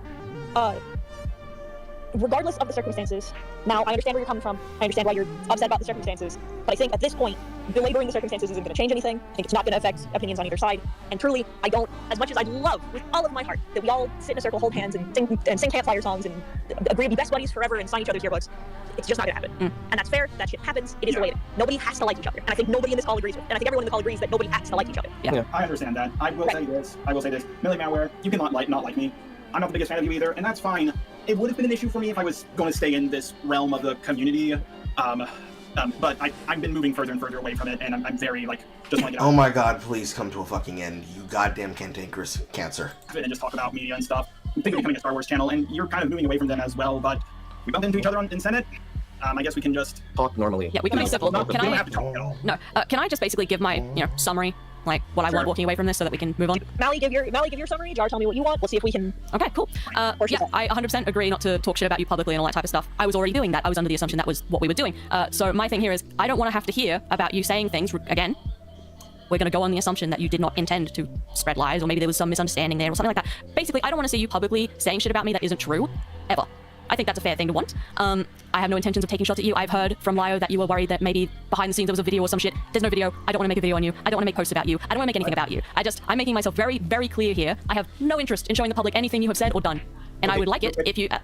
As we go towards the end of it, I would like to say that the constant nature of needing to make an exposed video about somebody that you dislike is extremely cringe. It's probably the most permanently online thing that most content creators will ever do and ever can do and even suggest to do in the future. And people just gotta fucking... They just gotta cope. I don't know, bro. Y'all, those of you that are guilty of this, you just gotta cope. And I would like it if you extended that same courtesy to me. Are we clear? Jar? Jar? Okay, let me continue. The biggest loss in all of this, and I agree with that same courtesy, but I don't think, I could be wrong. I don't believe I told Leo Convoy you were planning to make a video on me. It's more like I'm paranoid about the ArtCC as a whole. Like, I think there's something going on because I feel like there's always something going on with me. I am paranoid, but I'll sit back and wait till what happens. But yeah, I won't talk about you. If you also don't like voice comments in videos about me, if that can also be agreed on. I will not agree to that. Just to be 100% clear, I'm not agreeing I'm not agreeing that your name can never leave my mouth again. I'm not saying that. I'm just saying that I'm not going to publicly spread things that aren't the public's knowledge to know. I don't believe I have done that. How do we, yeah. Like, I also, sorry, tacking on that, I also won't be spreading lies. I also don't really particularly want to be talking smack about you in public, but I'm not going to like enforce that as a rule. Basically what I'm saying is like, you can talk about, like you can fucking, I don't know, I know you're going to make offhand jabs and shit in videos. Like, I'm a big girl. I can fucking deal with that. I just can't deal with you sharing things in public that shouldn't be public or spreading lies. And I think that's a pretty baseline that we can all agree on, right? Have I shared something? I'm saying in the future, I'm just saying a baseline. Oh, yeah, because the original preface of her argument is that she believes that you have like said these things about her that are untrue, willfully and consciously, and also. You are circling the drain. Yeah, you won't be in it. Of course, I know I won't. I will say that's the biggest loss in my opinion out of all this because, not because like I really wanted it, it's just when I look forward to something and I don't get it, I'm more disappointed. It's like very, it's upsetting. It can be, like when you promise me a donut and you don't give me a donut, it crushes my feelings. I understand that, but I'm also moving away from the drama community, so I guess it's the best. Yeah. So I think, all right, we will set the terms of engagement at this then. Right. And then also Molly has claimed that she will not be, like she doesn't have an intention to, I guess, make like a video. No, I severely do not want to fucking do anything like that. I think she, but whatever. Okay, let me say this for Jar's peace of mind. Jar, A, obviously I have no videos or fucking Twitter threads or anything about you. B, I don't know of any videos. Like, if there's something happening behind the scenes, I don't fucking know about it. I don't know. Maybe that's reassuring to you. I don't know. There is someone who's working on something, but it's not you. Circling the drain. Jar, be serious. Something else I do want to add. Obviously, again, this call falls under that arrangement where it's like, yeah, I don't want this publicly. It's stupid. It's unnecessary. Having said that, I fully know that Jar will share it with their friends. I fully intended to share it with my friends. Just making that clear now. That's perfectly all right. I think we both stand by. Sorry, go on. I only plan to share it with Leo Convoy, as I promised him. Yeah. And, well, to be honest, I mean, like, we don't even need to, like, even go to that if it suits both of you. Like, if Jar is naming solely Lio Convoy and you're naming one other person or not, then we can also just choose to save it at that, assuming everyone respects every other part of it. Like, it doesn't, like, that is also an option. Let me perhaps... doesn't hit you too. Yeah, no, you're saying it's not a public thing, yeah. Unless there's, like... Okay, as long as it's not referred to as blackmail, I don't want to have a for fuck's sake, no. Well, that's the thing. Everything that's said here... But you wanted to use this as a methodology of effectively trying to set the terms of speech or censorship therein, which would be a form of blackmail, as well as you trying to bully people into silence by saying, I'm a larger content creator, you should think about what would happen if I decide to put my focus on you. Fuck out of here! Everything that's said here is stuff that we would say, like, with our chest. You know, so it's not in like... public anyway, so yeah, we're just not publicly sharing it because it's not the public's business. Right. And also, to just end up with some additional discourse, I just want to establish, and, you know, just to say, if I did cause any feelings of frustration, I apologize for that. The reason that I choose to be present with Jar when he does these things is because I understand that they are extremely high-stress situations for them and that his ability to communicate is something that he does often deeply struggle with. And in the same vein that I am here to make sure that there are no possible malicious actors in the future being disingenuous, I'm also here to at least attempt to keep him on his P's and Q's when I am not busy with other things. And yes, obviously, I do not have perfect knowledge of everything, all of the timelines, all of that. That's not a concession to any one particular thing. I'm just making it clear that I did not intend to cause undue frustration, and I do not intend to disrespect either of you in any like conscious malicious sense. Okay, then just a bit of critique for both you and Jar. Future reference, just say ahead of time who's going to be in call. Like, we wouldn't have said no to you being here, but it was pretty inappropriate that you just bounced in. We didn't know who you were or why you were here. The only issue we had was that it should have been stated off the top that you would be here, because neither of us knew you were going to be here. I understand. It's just, it hasn't been an issue in the last two, and... I don't really understand... I don't want to talk about it. I understand you understand. No, I wasn't attacking. Wait, the point is it doesn't matter. The point is it doesn't matter. No, what I was trying to say is, I don't necessarily understand, like, all of the, the minutia of how these online debates work, and Maybe then you should stay your ass out of them then, and stay as a roommate and not his fucking filibuster lawyer. You stupid fuck. Because I was in the oranges and the Lin discussion, I think I got the wrong image. Fair enough. So, yeah. Yeah, and you should not have been there. Wonderful. Cool. Do that in the future. Yeah, fair enough. All right. One last thing I would like to say, there are a lot more things I would like to discuss when it comes to DMs. What Mal said about the Spotter thing, I'm sure there's more things Mal would like to discuss about me as well, but like, we've been talking for like 2.5 hours, everybody. Yeah, I think what it comes down to, is in the grand scheme of things, it all boils 2 down hours of that is fucking lightweight, but you know what? It is what it is. to the same point of let's just agree to not start fires with one another. Yeah. It's radical. I'm so glad. We both go to our corners and sit there. Yes, Great. I'm barely in the commentary community, same as Mal, and we're both, I don't mean to speak for them, but when I say I think we're both slowly moving away from it more and more over time, I will say with everything going on with the RCC and BO at the same time, I did get a little paranoid because after you see people Photoshop you with hitting on a 13-year-old girl and people doxing you, calling the police on you, it does weigh on your mental health after a while. And if you don't like me, that's fine. Well, I'm used to it. I understand your paranoia, you just need to check it sometimes because it doesn't justify some of your behavior. Then cool, I'm so glad. Keaton, go and get some food. I have to say, I'm in day 11 of the month-long subathon. I've been here for 2 hours. All right, go, we're done. Bye. All right, Bye. Jesus fucking Christ. Okay, done. Never doing that again. Wonderful. Alright, I'm starting the versus chat thread for this. And we'll probably revisit Jar. If not Thursday, maybe Friday. I don't think I have anything planned for Saturday. But I'll revisit it either Thursday or Friday. Assuming that I don't do something where I pull double duty on Sunday. We'll see how it lines up. I need my timestamps.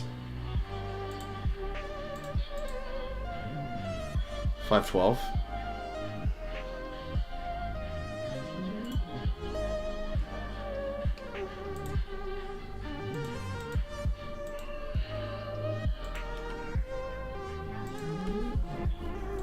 Original drawer archive from distant receive, winning the malware, full logs.